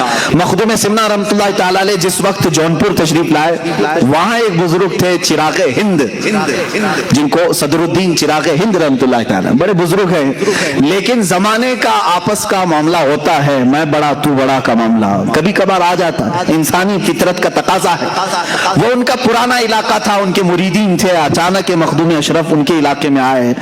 کچھ لوگوں کو تکلیف اسی بات کی ہوتی ہے، میرے کھیت میں دوسرا کیوں چرنے آیا، ہوتا ہے 40 سال سے ہم پورے شہر کو سنبھال رہے تھے، اچانک یہ بکرا کہاں سے آیا۔ اس طرح کا حسد بھی آ جاتا ہے، یہ انسانی فطرت کا تقاضا ہے۔ چراغ ہند رحمۃ اللہ تعالی علیہ وہ بزرگ بھی ہیں، میں ان کی بیعت بھی نہیں کر رہا ہوں، لیکن مخدوم سمنہ ہے، وآل رسول بھی۔ مخدوم جہانگیر اشرف سمنانی رحمۃ اللہ تعالی علیہ جس وقت جونپور تشریف آئے، لوگ جھوک در جھوک آپ کے مرید بن رہے تھے، کیونکہ چہرے میں وہ نیر تاباں تھا کہ لوگ دیکھتے تو گناہوں سے دور ہو جاتے ہیں، اپنے میل کچیل کو دھل دیتے ہیں، اور صرف ایک صحبت کافی ہوتی تھی کہ لوگ صرف مرید نہیں ولی کامل بنتے تھے۔ مخدوم سمنہ کی صحبت بہتوں کو اعلیٰ مقام تک پہنچائی۔ اس زمانے میں ایک عالم دین تھے مولانا کبیر الدین، اس وقت مولانا کبیر الدین صاحب ایک خواب دیکھتے ہیں، خواب میں انہوں نے ایک بزرگ کا چہرہ دیکھا، سرخ بال ہیں، چہرہ پورا چمک رہا ہے، جب وہ مسکراتے ہیں تو رخساروں پر انار کی سرخی آتی ہے، اور اس بزرگ نے کہا کہ میں تیرا مرشد ہوں۔ مولانا کبیر الدین صاحب اس وقت تک مرید نہیں ہوئے تھے، صبح اٹھتے ہیں پوچھتے ہیں علاقے میں سب سے بڑے بزرگ کون ہیں، لوگوں نے کہا حضرت صدر الدین چراغ ہند رحمۃ اللہ علیہ سب سے بڑے بزرگ۔ مولانا کبیر الدین ان کی تلاش میں گئے، چراغ ہند کی بارگاہ میں گئے تو واقعی وہ بڑے کمال کے بزرگ تھے، لوگوں کا جمگٹا تھا، تبلیغ تربیت سب ہو رہی تھی، لیکن خواب میں جو دیکھے تھے وہ نہیں تھے۔ مولانا کبیر الدین نے کہا میں نے خواب میں جو بزرگ کو دیکھا وہ یہ نہیں ہے، تو وہ وہاں سے اٹھ کر کے چلے آئے، کہا کہ میں یہ بزرگ کو خواب میں نہیں دیکھا۔ چراغ ہند رحمۃ اللہ علیہ نے پوچھا یہ مولوی کیوں آیا تھا، کہا کہ حضور بیعت کرنے کے لیے آیا تھا، کہا پھر کیوں نہیں ہوا، کہا پتہ نہیں اس نے کچھ اور چہرہ دیکھا ہے۔ تو چراغ ہند ناراض ہوئے، پوچھا کہ دیکھو یہ جاتا کہاں ہے، مولوی صاحب کہاں آئے، مولانا کبیر الدین سیدھے مخدوم اشرف کے پاس آئے۔ اس وقت آپ ایک مسجد میں جلوہ بار تھے چند مریدین کے ساتھ، جیسی مسجد میں مولانا کبیر الدین آئے پہلی نظر میں پہچان لیا خواب میں آنے والے یہی بزرگ تھے۔ خواب میں تشریف لائے, مخدوم سمنا کے پاس اپنا سب کچھ نچھاور کر دیا اور سلسلہ اشرفیہ میں داخل ہوئے. مخدوم سمنا کے ہاتھ پر بیعت کیا اور اسی بیعت کے تھوڑی دیر کے بعد چرچا ہو گیا. مولانا کبیر الدین چراغ ہند سے مرید ہونے گئے تھے, لیکن ان کی محفل سے اٹھ کر کے آئے مخدوم سمنا کے مرید ہو گئے. چراغ ہند پرانے بزرگ ہیں, مخدوم سمنا نئے بزرگ ہیں, ابھی ابھی آئے ہوئے ہیں. یہ بات پھیلی. چراغ ہند رحمت اللہ تعالی علیہ کے پاس لوگوں نے کہا آپ کی تو توہین ہو گئی, آپ کی مجلس چھوڑ کے مولوی چلا گیا. کہا کہ وہ کبیر الدین جوانی میں, وہ کبیر الدین جو ہے وہ جوانی میں مر جائے گا, گیا ہے مجھے چھوڑ کر جوانی میں مر جائے گا. وہ ولی کی زبان سے نکلی ہوئی بات تھی. مولانا کبیر الدین کو جب سنایا گیا کہ انہوں نے تو تمہارے لیے یہ جملہ کہہ دیا کہ کبیر الدین جوانی میں مر جائے گا, تو اپنے پیر و مرشد کی بارگاہ میں آئے, ملول خاطر ہو کر کہا کہ حضور بڑی بات ہو گئی, چراغ ہند نے میرے متعلق یہ کہا. مخدوم سمنا رحمت اللہ تعالی علیہ کی بات دیکھیں, کہا تم کیا چاہتے ہو؟ اپنی مرید سے کہا تم کیا چاہتے ہو؟ تم بھی اپنی زبان سے کچھ نہ کچھ بولو اور اللہ اسے پورا کرے گا, اللہ اسے پورا کرے گا. یہ مخدوم سمنا کا تصرف دیکھیں. پہلی بات میں تو آپ نے کہا کہ میرے مرید تیرا نام کبیر ہے. کیا ہے؟ تیرا نام کبیر ہے, اور کبیر بوڑھے کو کہتے ہیں جوانی میں تو کیسے مرے؟ نام کبیر ہے تیرا, تو بوڑھا ہو کے مرے گا. مخدوم سمنا نے کیا کہا؟ تو بوڑھا ہو کر کے مرے گا. تھوڑی دیر مراقبہ کیا, کہا لیکن انہوں نے جو کہا ہے وہ بھی بات ہو گئی ہے, وہ بھی اللہ کی بارگاہ میں قبول ہے, دونوں کی زبان سے نکلا ہے. تو مخدوم سمنا نے کہا تو کچھ بول, تیری زبان سے تو کیا چاہتا ہے؟ کہا کہ حضور میں کیا کہوں, وہ بڑے ہیں, بس انہوں نے میرے لیے جو کہا وہ ان کے لیے بھی ہو جائے. انہوں نے کہا نا جوانی میں مر جائے, میرے لیے جو انہوں نے کہا وہ ان کے لیے بھی ہو جائے. بات آئی گئی, یا اولیاء کاملین کی بات کو ہلکا نہ سمجھو میرے عزیزو. گفت ہے او گفت ہے خدا بوت, یہ کہا گیا ہے فارسی میں, گرچہ از حلقوں میں عبداللہ بوت, اگرچہ یہ عبداللہ یعنی اللہ کا بندہ کہہ رہا ہے, لیکن اولیاء کے زبان سے نکلے ہوئے کلمات اللہ کے ہوا کرتے ہیں. ہوا یہ معاملہ, مولانا کبیر الدین رحمت اللہ تعالی علیہ مخدوم سمنا کے مرید 25 سال کی عمر کے تھے. کتنے؟ 25 سال کی عمر. 25 سال کی عمر میں آپ کے پورے بال سفید ہو گئے, دانت جھڑ گئے, کمر ٹیڑھی ہو گئی, ہاتھ میں لکڑی آ گئی. کتنی عمر میں؟ 25 سال کی عمر میں. اور 25 سال کی عمر میں اتنا بڑھاپا جیسے لگتا تھا کہ 90 سال کی عمر ہے. کوئی آپ کو نہیں کہہ سکتا تھا 25 سال کی عمر ہے.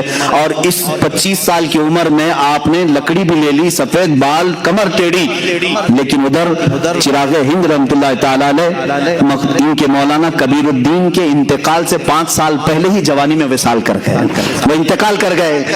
چراغ ہند ان کی زبان سے جو نکلا وہ بھی ہوا, اور چراغ ہند نے جو کہا تھا وہ کیسے ہوا؟ 25 سال کی عمر میں ہی مولانا کبیر الدین کا انتقال ہوا. لوگوں نے کہا کہ حضور آپ نے تو فرمایا تھا بوڑھا ہو کے مرے گا.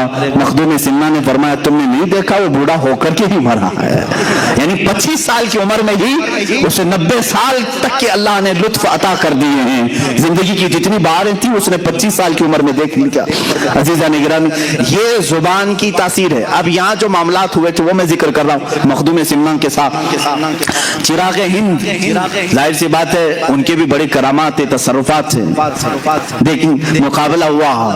اولیاء کاملین اس طرح مقابلہ نہیں کرتے, لیکن کبھی کبھار ہوا ہے. سرکار غوث پاک کے ساتھ ہوا ہے.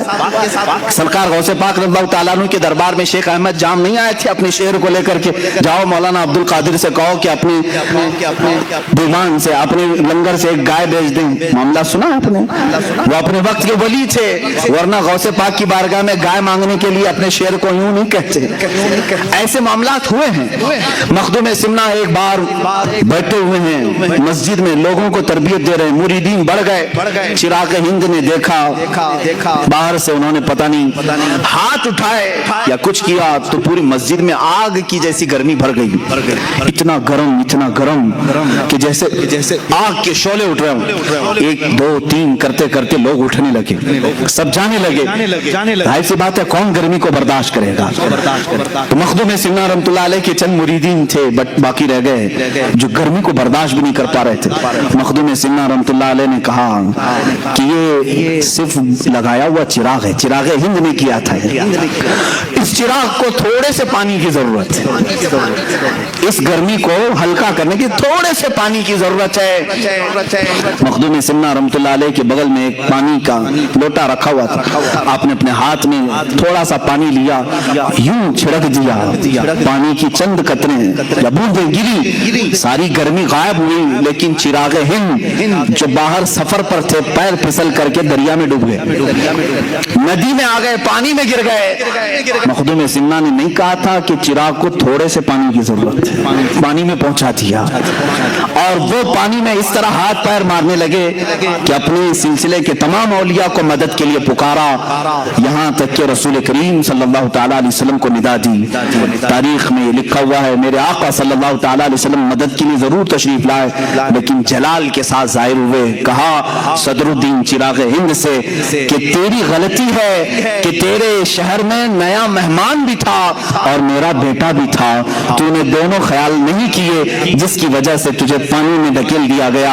हजरत चिराग हिंद रहमतुल्लाह तआला अलैह ने अपनी इन तमाम कोताहियों से माफी तलब की, और उनके सिलसिले के जितने औलिया थे, मशाइख थे, वो सब मखदूम सिमना के पास आए, उनकी दरखास्त लेकर के कि ए मखदूम अशरफ, आप उस चिराग हिंद को माफ कर दें, अगर आप ना माफ करेंगे तो अल्लाह के नबी भी उन्हें नहीं माफ करेंगे। रसूल करीम सल्लल्लाहु तआला अलैहि वसल्लम की बारगाह से उसके लिए हम माफी की तलबगार दरखास्त लेकर के आए हैं। ये सिलसिले के बड़े मशाइख को देखा, इनकी रूहें आई हुई हैं, मखदूम सिमना रहमतुल्लाह तआला अलैह ने उन्हें माफ फरमाया, वो पानी से बाहर निकले और फिर मेरे आका सरकार मखदूम पाक की कदमों में तशरीफ लाए, और जिंदगी भर फिर आपके एहतराम और अदब भी करते रहे। औलिया कामिलीन के जमाने में ऐसे हालात हुए, सरकार गौसे पाक की बारगाह में एक मामला ऐसा हुआ था, आपने मिंबर पर खड़े होकर के ऐलान फरमाया, मेरा ये कदम तमाम औलिया की गर्दनों पर है। सारे जो औलिया थे सबने अपनी गर्दन झुकाई, बल्कि बाजों ने कहा बल अला रासी व अला आईनी, बल्कि हमारी आंखों पर भी, हमारे सरों पर भी ए गौस आपका कदम हो। सरकार मुफ्ती आजम हिंद ने यूं फरमाया, ये दिल ये जिगर है, ये आंखें ये सर है, जहां चाहो रखो कदम गौसे आज़म। औलिया कामिलीन ने कबूल किया, लेकिन उस जमाने में एक बुजुर्ग थे, उनका भी बड़ा मशहूर मामला था, लोग उनके इर्द गिर्द बहुत होते थे। उन्होंने कहा मैं शेख अब्दुल कादिर जिलानी के कदम को अपनी गर्दन पर नहीं महसूस करता, मैं उनके कदम को नहीं मानता। इतना कहना था, गौसे पाक की बारगाह में जब उनके मुतालिक कहा गया, आपने ऐलान फरमाया, अगर मेरा कदम उसकी गर्दन पर नहीं है तो फिर किसी खिंजीर का होगा, किसी गलीज जानवर का कदम होगा। अल्लाह के वली, और वो भी गौसियत माफ से निकली हुई जुबान के जुमलों को और कलमात को देखें, उनका हाल ऐसा हुआ कि वो एक औरत के इश्क में गिरफ्तार हुए, खानका छोड़ दिया, मुरीदीन छोड़ दिए, उस लड़की के चक्कर में आप दर बदर भटकते रहे। एक वक्त ऐसा आया कि वो लड़की ईसाई थी, क्रिश्चियन थी, उसके बाप ने शादी करने को रजामंदी का इजहार भी किया, लेकिन एक शर्त पर कि उसके पाले हुए खिंजीर थे वो चराने पड़ेंगे। उन्होंने चराया भी, और एक दिन खिंजीर के बच्चे को अपने गर्दन पर रख करके ला भी रहे थे। उनके एक मुरीद ने देखा, जो उस वक्त तक वाबस्ता थे, बाकी सब छोड़ दिए थे, क्योंकि एक औरत के इश्क में ये पीर अपने खानका छोड़ दिया है। उस पीर ने रो करके कहा, सुल्तान गौसुल आजम दस्तगीर रहमतुल्लाह तआला अलैह की जुबान से निकले हुए कलमात मैंने देख लिया, उनका कदम अगर इनकी गर्दन पर नहीं है तो फिर खिंजीर का गर्दन पर इनके कदम आ ही गया। उसी दिन उनको एहसास भी हुआ, और वो वहां से दौड़े दौड़े गौसियत माब में हाजिर हुए, तौबा किया, और उनकी सल्ब की हुई विलायत फिर वापस अल्लाह ने अता फरमाई। अजीजान गिरामी, इस तरह जो वक्त का गौस होता है, उससे अगर कोई टक्कर लेता है तो उसकी तमाम तर नियामतें छीन ली जाती हैं। मखदूम सिमना रहमतुल्लाह तआला अलैह अपने वक्त की गौसियत के मकाम पर फाइज थे, जिन्होंने भी टक्कर ली है वो हमेशा के लिए खायब व खासिर हुए। मखदूम सिमना रहमतुल्लाह तआला अलैह के साथ लोगों ने बहुत सारे मामलात किए, मौलवियों ने भी उस जमाने के मुनाजरे करने की कोशिश की। एक मौलाना साहब थे उस जमाने में, जब मखदूम सिमना रहमतुल्लाह तआला अलैह तशरीफ लाए तो सारे उलमा को लेकर के उन्होंने कहा कि मैं ऐसा इस आए हुए जो फकीर हैं मुनाजरा करूंगा कि जवाब ही नहीं दे सकेंगे। तो दावत दी और एक बड़ी मस्जिद में उन्हें बुलाया। मखदूम सिमना रहमतुल्लाह अलैह फकीराना लिबास में हुआ करते, अपने चंद मुरीदीन के साथ आए, और जब आने लगे तो वो जो बड़े मुफ्ती साहब थे, बड़े मौलवी साहब थे, वो बड़े एक मसनद पर बैठे और उनके सारे शागिर्द आस पास थे। मखदूम सिमना جب داخل ہونے لگے تو آپ پہلے داخل ہوئے، تھوڑی دیر کے بعد آپ کی ایک دوسری شکل داخل ہوئی، تیسری شکل داخل ہوئی، چوتھی شکل داخل ہوئی، سب دیکھنے میں مخدوم سمنان کی طرح ہی دکھ رہے ہیں۔ جو مسجد میں آ رہا ہے مخدوم اشرف سمنانی کی طرح دکھ رہا ہے۔ مولوی صاحب گھبرائے، دیکھتے رہے یہ کتنے سمنانی آ رہے ہیں۔ ہم نے ایک مخدوم اشرف کو بلایا تھا، اشرف کو، آ ہی رہے ہیں، یہاں تک کہ گھنٹہ گزر گیا، اس محفل میں 100 سمنانی داخل ہوئے، 100 شکلیں آئی۔ مخدوم اشرف سمنانی رحمۃ اللہ تعالی علیہ اپنی کرسی کی طرف بڑھتے ہوئے مولوی صاحب کو مخاطب کر کے اتنا ہی پوچھا، مولانا صاحب آپ نے بہت سارے سوالات جمع کیے ہیں، اس میں سے کون سی شکل سے کون سا سوال کرو گے؟ وہ تنہا تھے مخدوم سمنا، لیکن اللہ رب العزت کا یہ تصرف ہے۔ یہی تو ہم کہتے ہیں میرے آقا صلی اللہ تعالیٰ علیہ وسلم اپنے ہر غلام کی قبر میں تشریف لاتے ہیں۔ یہ نہیں کہ ذات کے ٹکڑے ہوتے ہیں، آدھا ادھر آدھا ادھر۔ سورج جب ایک بار نکلتا ہے تو مدینے میں بھی چمکتا ہے، ہند میں بھی چمکتا ہے، وہ امریکہ میں بھی ہے، افریقہ میں بھی ہے، ہر علاقے کو یکساں اپنی سورج کی روشنی پہنچاتا ہے۔ اللہ تعالیٰ اولیاء کاملین کو بھی یہ تصرف عطا کرتا ہے، وہ بیک وقت 100 جگہ پر بھی حاضر ہو سکتے ہیں، 1000 جگہ پر بھی حاضر ہو سکتے ہیں۔ یہ بعض اولیاء کاملین کے تصرفات ہیں۔ وہ مولوی صاحب نے توبہ کیا اور پھر مرید بھی ہوئے، داخل سلسلہ بھی ہوئے۔ حضرت مخدوم سمنا رحمۃ اللہ تعالی علیہ کا حال یہ تھا کہ آپ کے ساتھ سواریاں چلتی تھی، گھوڑے، اونٹ۔ ایک بار آپ آئے، رات کا وقت تھا، ایک علاقے میں مسجد میں اندر قیام کیا اور صحن مسجد میں گھوڑوں کو باندھ دیا۔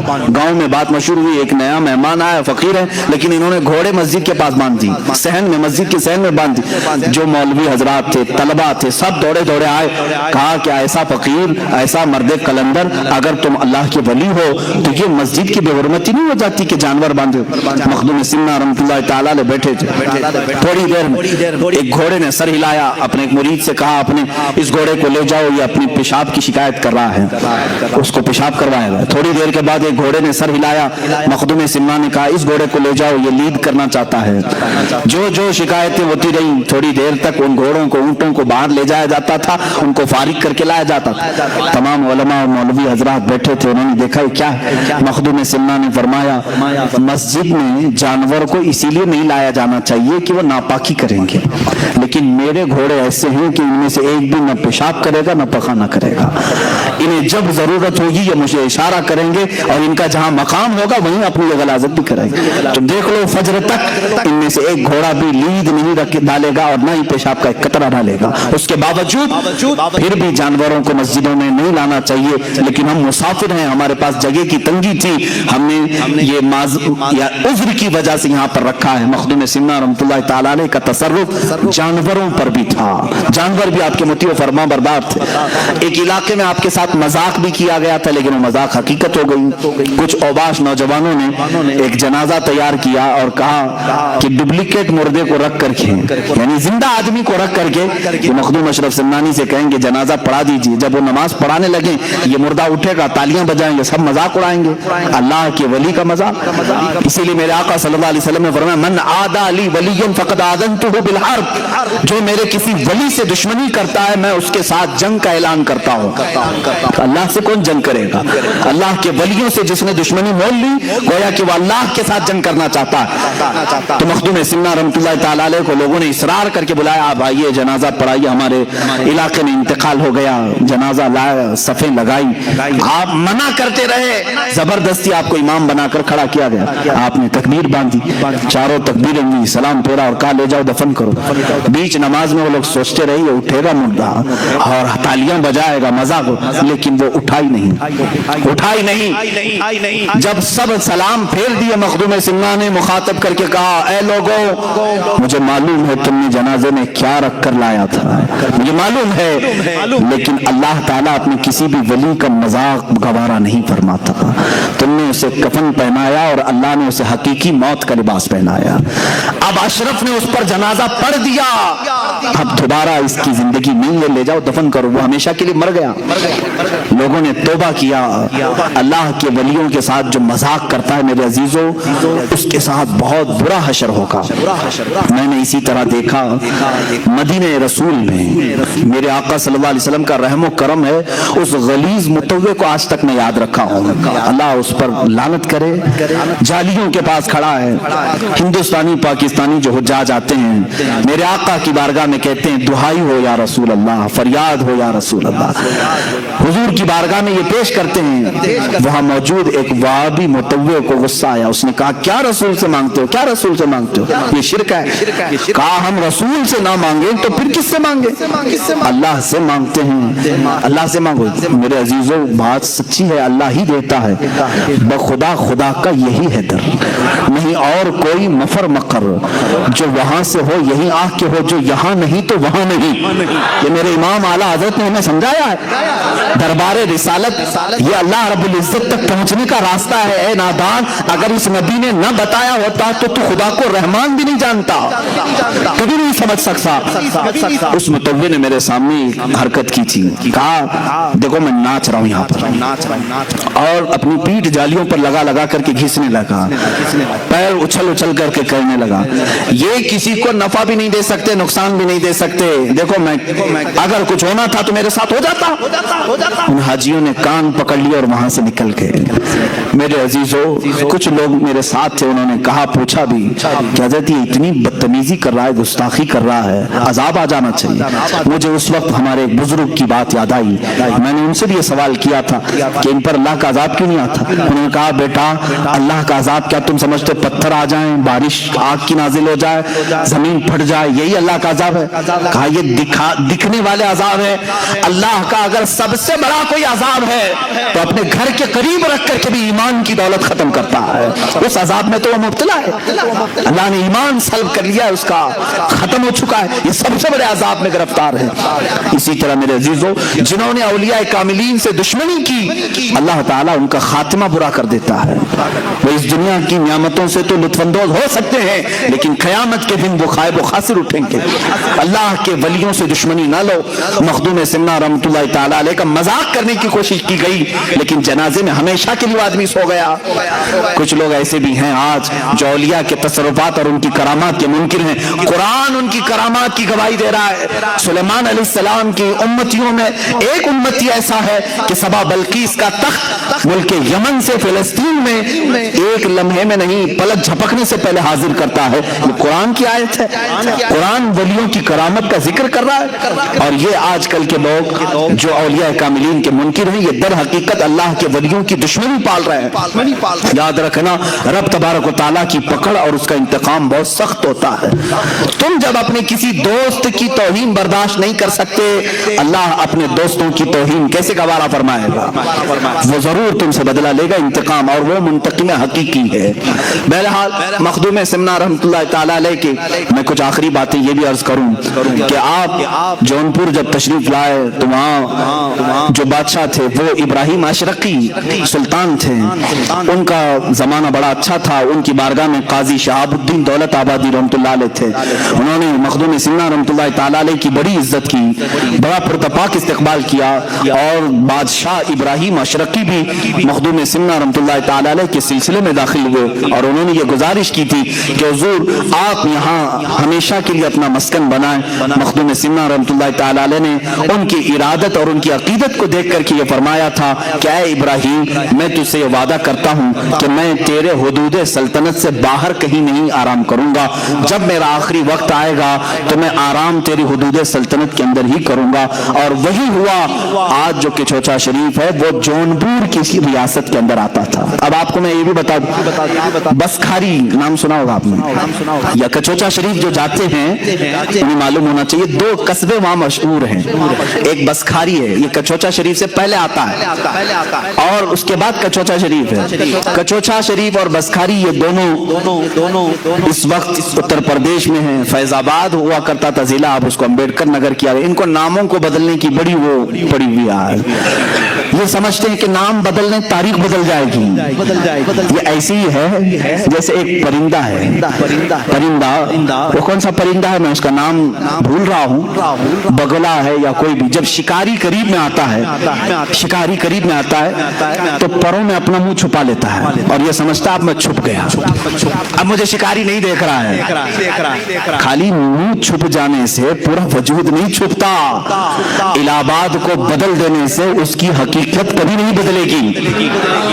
آپ जितने भी नामों की तब्दीली का आज राग अलाप रहे हो, अभी अभी उत्तर प्रदेश में फिर सुना कि लखनऊ में किसी एक म्यूजियम का नाम बदल दिया, अली नगर को आर्या नगर कर दिया, मुगल सराय जो एक स्टेशन था दीन दयाल उपाध्याय, जितने भी नाम तुम तब्दील करते जाओ, ठीक है, आज तुम्हारा वक्त है, इंशाल्लाह हमारा दौर आएगा। हम नामों की तब्दीली को असल नहीं समझते। औलिया कामिलीन यहाँ पर आए हैं तो उन्होंने गांव गांव के शहर शहर के नाम नहीं बदले, बल्कि जंग आलूद दिलों को उन्होंने बदला है। जिसमें जंग लगा हुआ था उन्हें बदला। अब बात आ ही गई है तो मैं आपको बता दूं, औलिया कामिलीन की जुबान में इतनी तासीर है कि आप जब वहां तशरीफ लाए, जो बसखारी है और कचोचा है, आज भी ये मशहूर हैं, दो कस्बे हैं, जाना कभी जियारत का इत्तेफाक हो तो दोनों कस्बों में, वहां मखदूम सानी रहमतुल्लाह ताला अलैह बसखारी में आराम फरमा है और यहाँ मखदूम अशरफ समनानी आराम फरमा है। आप मखदूम सिन्ना का गुजर उस बसखारी से हो रहा था, लोगों ने पानी पेश किया, पानी खा रहा था, आपने सिर्फ ये फरमाया बस खारी, यानी ये खारी पानी है। आपकी जुबान की तासीर से वो इलाका बस खारी ही हो गया, आज तक बस खारी। आपने फरमाया बस खारी। थोड़ा आप आगे गुजरे, आप आगे आए तो लोगों ने पानी पेश किया तो आपने फरमाया कुछ अच्छा है। क्या फरमाया? कुछ अच्छा है। ये कुछ अच्छा ही कचोचा शरीफ बन गया है। कचोचा का वजह तस्मीर मैंने आज बयान किया है। अल्हम्दुलिल्लाह हमारे दिलों की अकीदत कचोचा से भी वाबस्ता है और शहर बरेली से भी बराबर वाबस्ता है।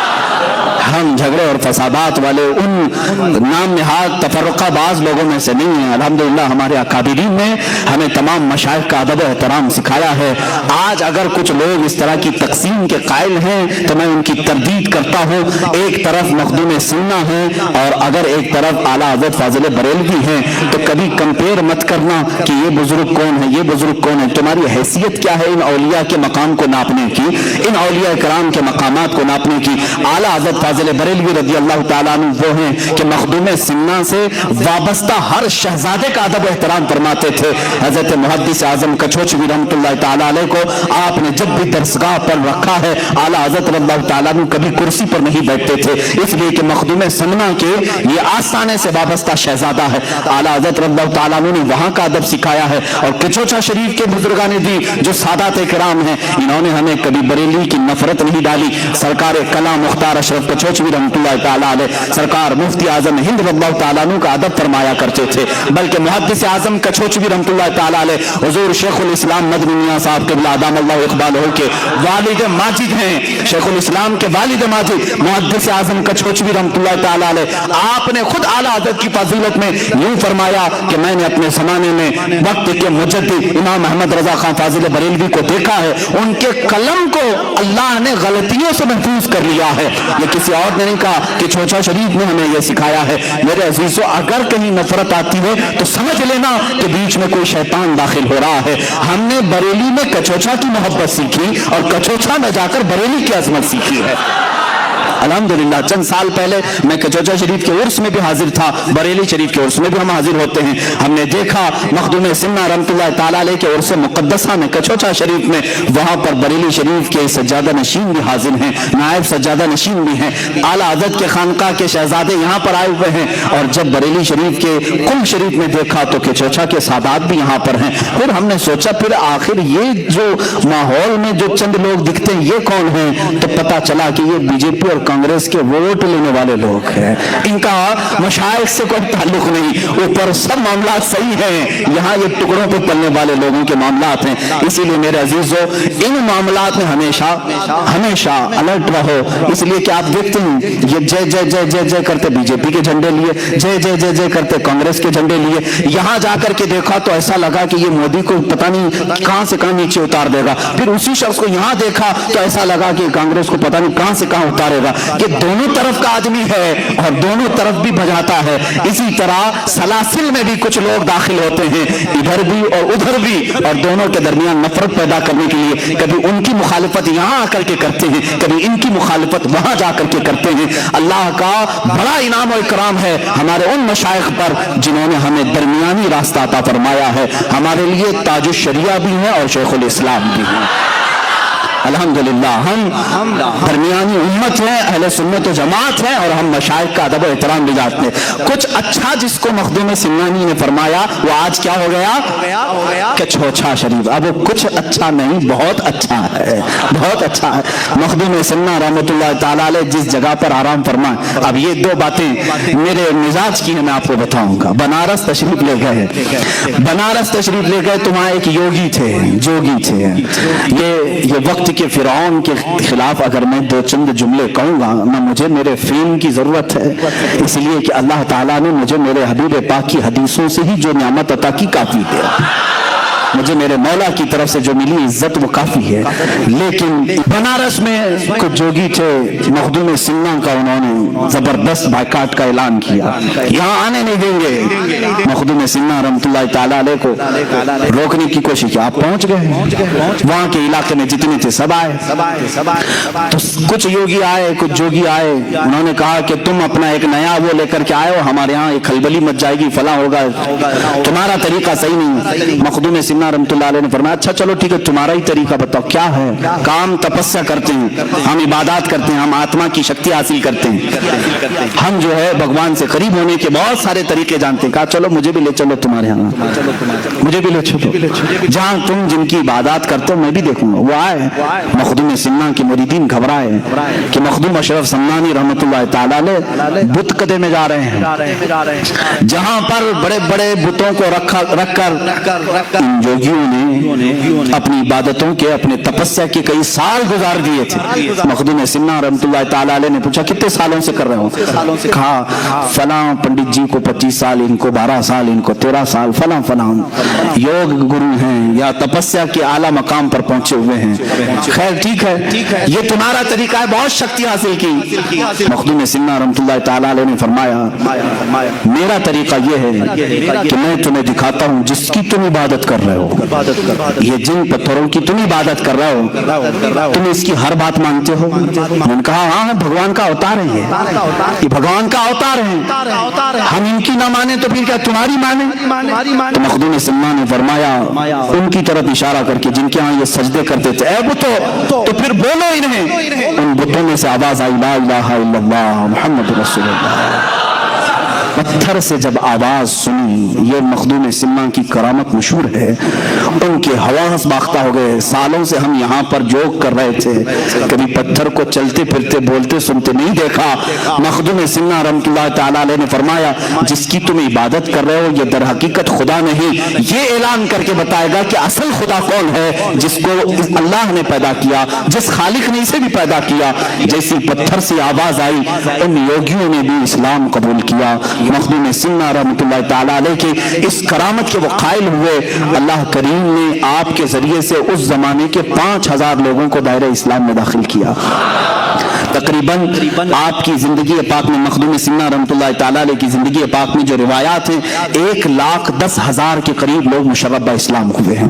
آخری وقت آیا تھا، آخری وقت جب مخدوم سمنا رحمۃ اللہ تعالیٰ علیہ کا آپ کا چھوچا شریف پہنچے، اور جہاں یہ آپ کی خانقاہ ہے آج، جہاں مزار مبارک ہے، میر شریف پانی کا ایک چھوٹا سا تالاب ہے، اولیاء کاملین کی ایک جماعت کو لے جا کر آپ مخدوم سمنا رحمۃ اللہ تعالیٰ علیہ اس تالاب کو کشائی یعنی کھدائی ہو رہی تھی، اور روایات میں یہ ملتا ہے کہ ہر کدال پر یہ اولیاء اکرام لا الہ الا اللہ کہتے اور کدال مارتے، اور اس کے بعد وہ پانی نکلا جس کو آج میر شریف کہتے ہیں۔ ہزاروں لاکھوں لوگ اس پانی سے آج بھی شفا حاصل کرتے ہیں۔ دوسری مشہور روایت یہ بھی ہے کہ اس میر شریف میں زمزم شریف لا کر کے بھرا گیا تھا، اور اس کا پانی آج تک دیکھنے میں میلا کچیلا گدیلا دکھتا ہے، لیکن آج تک یہ مشہور ہے۔ 808 ہجری سے 1442 ہجری آج ہونے کو آ رہی ہے۔ اتنے عرصے میں ہزاروں لاکھوں لوگ جن کو آسیب اور جنات پریشان کرتے ہیں وہ کچوچا شریف میں حاضر ہوتے ہیں، میر شریف کا پانی لیتے ہیں اور صحیح سلامت اپنے گھروں پر واپس لوٹتے ہیں۔ جن کو جنات پریشان کرتے ہیں وہ مخدوم سمنا رحمۃ اللہ تعالیٰ علیہ کی بارگاہ میں مقدمہ کرتے ہیں۔ یہاں ظاہر سی بات ہے میرے گھر پر کسی نے قبضہ کیا, میری پراپرٹی کسی نے ہڑپ لیا, تو کورٹ کچہری میں ہم کیس کریں گے, لیکن جنات اگر کچھ کریں تو کہاں جائیں, یہ کورٹ والے بھی بھاگ جائیں گے. جنات کون چھڑائے گا؟ یہ الگ دنیا ہے ان کی, یہ الگ طاقت ہے.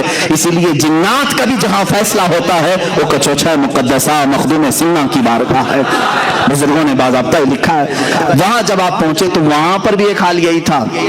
لوگوں نے کہا کہ حضور یہاں پر بھی ایک یوگی ہیں, وہ بھی یوگ کر رہے ہیں اور 500 لوگوں کے ساتھ بیٹھے ہوئے ہیں, وہ اٹھنے کو تیار نہیں. مخدوم سنہ نے فرمایا ان سے کہو اب یہ ہمارا علاقہ ہے, ان سے کہو ابھی میرے آرام کی جگہ ہے. اس کے بعد جب لوگوں نے کہا تو وہ آسانی سے اٹھنے کو انہوں نے منع کیا, کہا کہ نہیں چلو اپنی اپنی طاقت آزما لیتے ہیں, جس کی طاقت غالب آئے گی وہ بیٹھے گا یہاں پر. مخدوم سنہ رحمۃ اللہ تعالیٰ علیہ نے فرمایا نہ میں اس کے مقابل میں نہیں جاؤں گا. تو لوگوں نے کہا کہ حضور وہ آپ کو چیلنج کر رہا ہے. کہا میرے دربار میں میرا ایک شاگرد ہے حضرت بہاؤالدین دولت آبادی رحمۃ اللہ تعالیٰ, غالباً انہی کا نام آپ نے فرمایا. کہا کہ جاؤ اس سے بات کرو. تو انہوں نے کہا کہ وہ بہت بڑا پنڈت ہے, جادوگر ہے, جادو دکھاتا ہے. کہا تم جاؤ میرے نام سے جاؤ. حضرت مخدوم اشرف سمنانی رحمۃ اللہ علیہ کا نام لے کر کے اترے. اس یوگی نے چونٹیوں کی فوج بنا کر کے بھیجی. چونٹیاں جہاں دیکھو چونٹیاں. یہ پہلی مرتبہ مرید اترے ہیں میدان میں مخدوم سنہ کے. آپ نے کہا اے اشرف زمانہ زمانے مدد نما, یہ مشہور ہے زمانے کے اشرف میری مدد. اتنا کہہ کر کے آپ نے پھونک مارا تو زمین پر کوئی چونٹی بھی نہیں کیا بھی نہیں, کچھ بھی نہیں. پھر یوگی جی نے اپنے جادو سے شیر بنا کر کے دکھائے, جہاں دیکھو شیر گراتے ہوئے ہیں. اب چونکہ سلطان مخدوم اشرف سمنانی رحمۃ اللہ علیہ کی اس مرید صادق کا قلب بہت مضبوط ہو چکا تھا. آپ نے صرف اپنے پیر مغاں سیدی اشرف جہانگیر رحمۃ اللہ علیہ کا نام لیا اور پھر اس سے کہا یوگی جی ڈپلیکیٹ شیروں سے اصلی شیر کا مقابلہ کیسے؟ یہ بناوٹی شیر ہے, جادو نظر بندی کو کہتے ہیں, حقیقت میں ہوتا نہیں, یہ 3D امیج ہے جو آج بھی ہو رہی ہے. جادوگری سے تم دکھا رہے ہو اور ایک طرف مقابلہ اصلی شیر سے کر رہے ہو. آپ نے صرف اپنا چہرہ صرف کھولا, دیکھا تو دور دراز تک کوئی شیر نہیں, سب کے سب غائب ہے. یوگی جی نے مان لیا کہ اب میرا جادو ناکام ہے, اتنے سالوں کی جو تپسیا ہے وہ ان فقیروں کے سامنے نہیں چلے گی. سیدھے آئے, کہا کہ تو کس کا آدمی ہے؟ کہا چل میں تو ایک شاگرد ہوں, اصل کے پاس لے جاتا ہوں. وہ یوگی جی آئے مخدوم اشرف سمنانی رحمۃ اللہ تعالیٰ علیہ کے دربار میں. جیسے ہی دیکھا انہوں نے کہا آپ جس طاقت کو حاصل کیے ہیں کیا وہ طاقت مجھے مل سکتی ہے؟ میں برسوں سے تپسیا کر رہا ہوں. مخدوم سنہ نے اس کا ہاتھ پکڑا اور کہا پڑھو لا الہ الا اللہ محمد رسول اللہ صلی اللہ علیہ وسلم. اس نے پڑھا اور دوسری ہی لمحے مخدوم سنہ رحمۃ اللہ تعالیٰ علیہ نے ولایت کا تاج اسے عطا فرمایا, اپنے مریدین میں داخل کیا. اور جو وہ طلب لے کر کے آیا کہ برسوں سے تپسیا کر کے جو طاقت نہیں ملی, مخدوم سنہ کے ہاتھ میں بیعت سے وہ طاقت مل گئی. یہ مخدوم سنہ ہیں. اے میرے عزیزو, سلطان جہانگیر مخدوم اشرف سمنانی رحمۃ اللہ تعالیٰ علیہ کے تذکرے میں جتنے بھی کروں وہ کم ہیں. ان سے ایک خلق کثیر کو نفع ہوا ہے. ان کی زندگی کتنی چیزوں کا سنگم ہے. سمنان سے نکلے تھے, بچپن سے میں نے آپ کے واقعات سنائے. جب آپ کی عمر مبارک 97 سال کی ہوئی, یعنی 97 سال کی, تب کہ چھوچا شریف میں آپ نے ذکر و اذکار کرنا شروع کیا. اپنے سامنے ہی آپ نے اپنی قبر بنوائی, قبر میں اتر کر کے آپ نے کتاب پوری لکھی جس کو رسالہ قبریہ کہتے ہیں. وہ اپنے مریدین کو تلقین کی, میرا عقیدہ کیا ہے, میرا مسلک کیا ہے, میرا مذہب کیا ہے, اور سب سے کہا میرے بعد اسی پر تم سب کو گامزن رہنا ہے, اسی پر پابند رہنا ہے. آپ کے تقریباً 40 خلفاء ہوئے اور ہزاروں کی تعداد میں شاگرد ہوئے. آپ کے سب سے بڑے خلیفہ, سب سے اول خلیفہ اور جانشین سیدنا عبد الرزاق نور العین رحمۃ اللہ تعالیٰ علیہ ہیں, جو آپ کے مزار مبارک کے بغل میں ہی آج کے چوچا شریف میں آرام فرما ہے. سیدنا عبد الرزاق نور العین کی ہی اولاد مخدوم سنہ کی اولاد کہلائی. مخدوم سنہ نے شادی نہیں فرمائی تھی, آپ نے اپنے بھانجے عبد الرزاق نور العین رحمۃ اللہ تعالیٰ علیہ کی اولاد کو اپنی اولاد فرمایا, جیسے رسول کریم صلی اللہ تعالیٰ علیہ وسلم کی اولاد سیدہ کائنات فاطمہ الزہرا سے چلی. مخدوم سنہ کی نسل آپ کے بھانجے حضرت عبد الرزاق نور العین سے چلی. انہی کا یہ سلسلہ چلتے چلتے اس سلسلہ اشرفیہ میں وقت کے اقطاب, ابدال, اوتاب, نجبا, شرفا پیدا ہوئے. اپنے وقت کے عظیم المرتبت اس بزرگ کا نام میں تمہیں ذکر کروں جن کو اعلیٰ حضرت عظیم البرکت رضی اللہ تعالیٰ نے بھی ادب سے نام لیا, اشرف علی حسین حسین اشرفی میاں رحمۃ اللہ تعالی علیہ، جن کو اعلیٰ حضرت اشرفی میاں کہا جاتا ہے، جو سلسلہ اشرفیہ کے اعلیٰ حضرت ہیں، یہ مخدوم سمنہ رحمۃ اللہ علیہ کی اولاد میں سے، یعنی سیدنا عبد الرزاق نور العین رضی اللہ تعالیٰ عنہ کی اولاد میں سے، انہی کی اولاد میں سے سلسلہ چلا۔ مختار اشرف سرکار کلام رحمۃ اللہ تعالیٰ علیہ، حضرت سیدنا محدث اعظم ہند کچوچوی رحمۃ اللہ تعالیٰ علیہ، اس سلسلہ اشرفیہ میں آج بھی کثیر علماء موجود ہیں۔ سادات جس طرح مارارہ متحرہ میں علم اور شریعت اور طریقت کا سنگم آپ کو وہاں نظر آتا ہے، اسی طرح کچوچا شریف کی ایک خصوصیت ہے کہ اس خانقاہ میں آپ دیکھیں گے علم شریعت بھی ہے اور علم طریقت بھی ہے۔ آپ یہاں پہنچیں گے تو خالص ڈھونگی صوفیوں کو نہیں دیکھیں گے، الحمدللہ آپ سلسلہ اشرفیہ کی گدی سنبھالنے والے آج بھی موجود اس عظیم المرتبت شیخ الاسلام کے پاس جائیں جنہوں نے تفسیر اشرفی کے جوہر نچھاور کیے ہیں، قرآن عظیم کی مضبوط اور بہترین محکم تفسیر بیان کی ہے اور جامع معقولات و منقولات ہیں۔ میرے والد گرامی حضرت مولانا محمد بن حسن اللہ ان کی قبر پاک پر رحم فرمائے، میرے والد گرامی سیدنا شیخ الاسلام مدنی میاں صاحب قبلہ ادام اللہ اقبالہ کے زمانے طالب علمی کے عینی شاہد ہیں، اس زمانے سے جانتے ہیں جب جامعہ اشرفیہ مبارک پور میں وہ تعلیم حاصل کر رہے تھے، اس وقت بھی اپنی جماعت کے ممتاز علماء میں تھے، سب سے اول پوزیشن کے تھے۔ اسی طرح خانقاہ میں آج بھی علم ہے، وہاں کے شہزادوں کو ہم نے دیکھا ہے، جامعہ ازہر مصر تک پہنچے ہیں، بغداد تک پہنچے ہوئے ہیں، الحمدللہ۔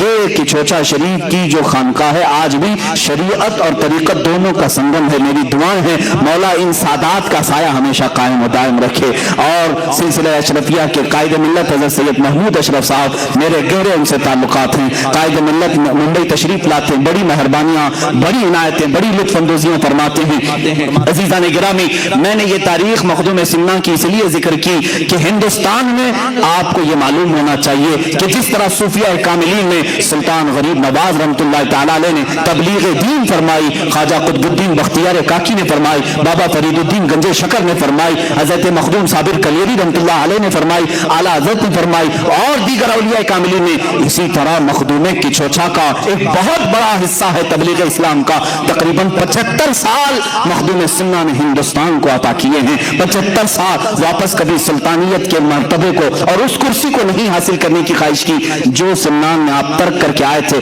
100 سال کی عمر پاک آئی جب آپ اپنی خانقاہ میں اپنے خالق حقیقی سے جا ملے، اللہ رب العزت کی بارگاہ میں ہمیشہ کے لیے وہ تشریف لے گئے، لیکن آج بھی ان کا مرقد اطہر لاکھوں زائرین کے لیے مرجع خلائق ہے، وہاں سے لوگوں کی تمنائیں پوری ہوتی ہیں، اللہ تعالیٰ ان کے وسیلے سے دعائیں قبول کرتا ہے۔ آؤ میرے عزیزوں، میں وہی بات پھر سے کہتا ہوں جو انہی کے خاندان سے وابستہ، انہی کے شہزادوں میں سے ایک شہزادے سید محدث اعظم محمد میاں کچوچوی رحمۃ اللہ تعالیٰ علیہ نے یوں ان کے دربار میں عرض کیا تھا، جس کو آج اشرفی ترانہ بھی کہا جاتا ہے: سرورا شاہ کریمہ اشرفا، سرورا شاہ کریمہ دستگیرہ اشرفا، حرمت روح پیمبر ایک نظر کن سوئے ماں۔ یعنی تمام القاب کے ساتھ مخدوم سمنہ کی بارگاہ میں دستگیری کے لیے ہاتھ اٹھائے ہیں اور کہتے ہیں حرمت روح پیغمبر، میرے آقا صلی اللہ تعالیٰ علیہ وسلم کے وسیلے صدقے سے اے مخدوم سمنہ صرف ایک نظر ہم غریبوں کی طرف فرما دیں،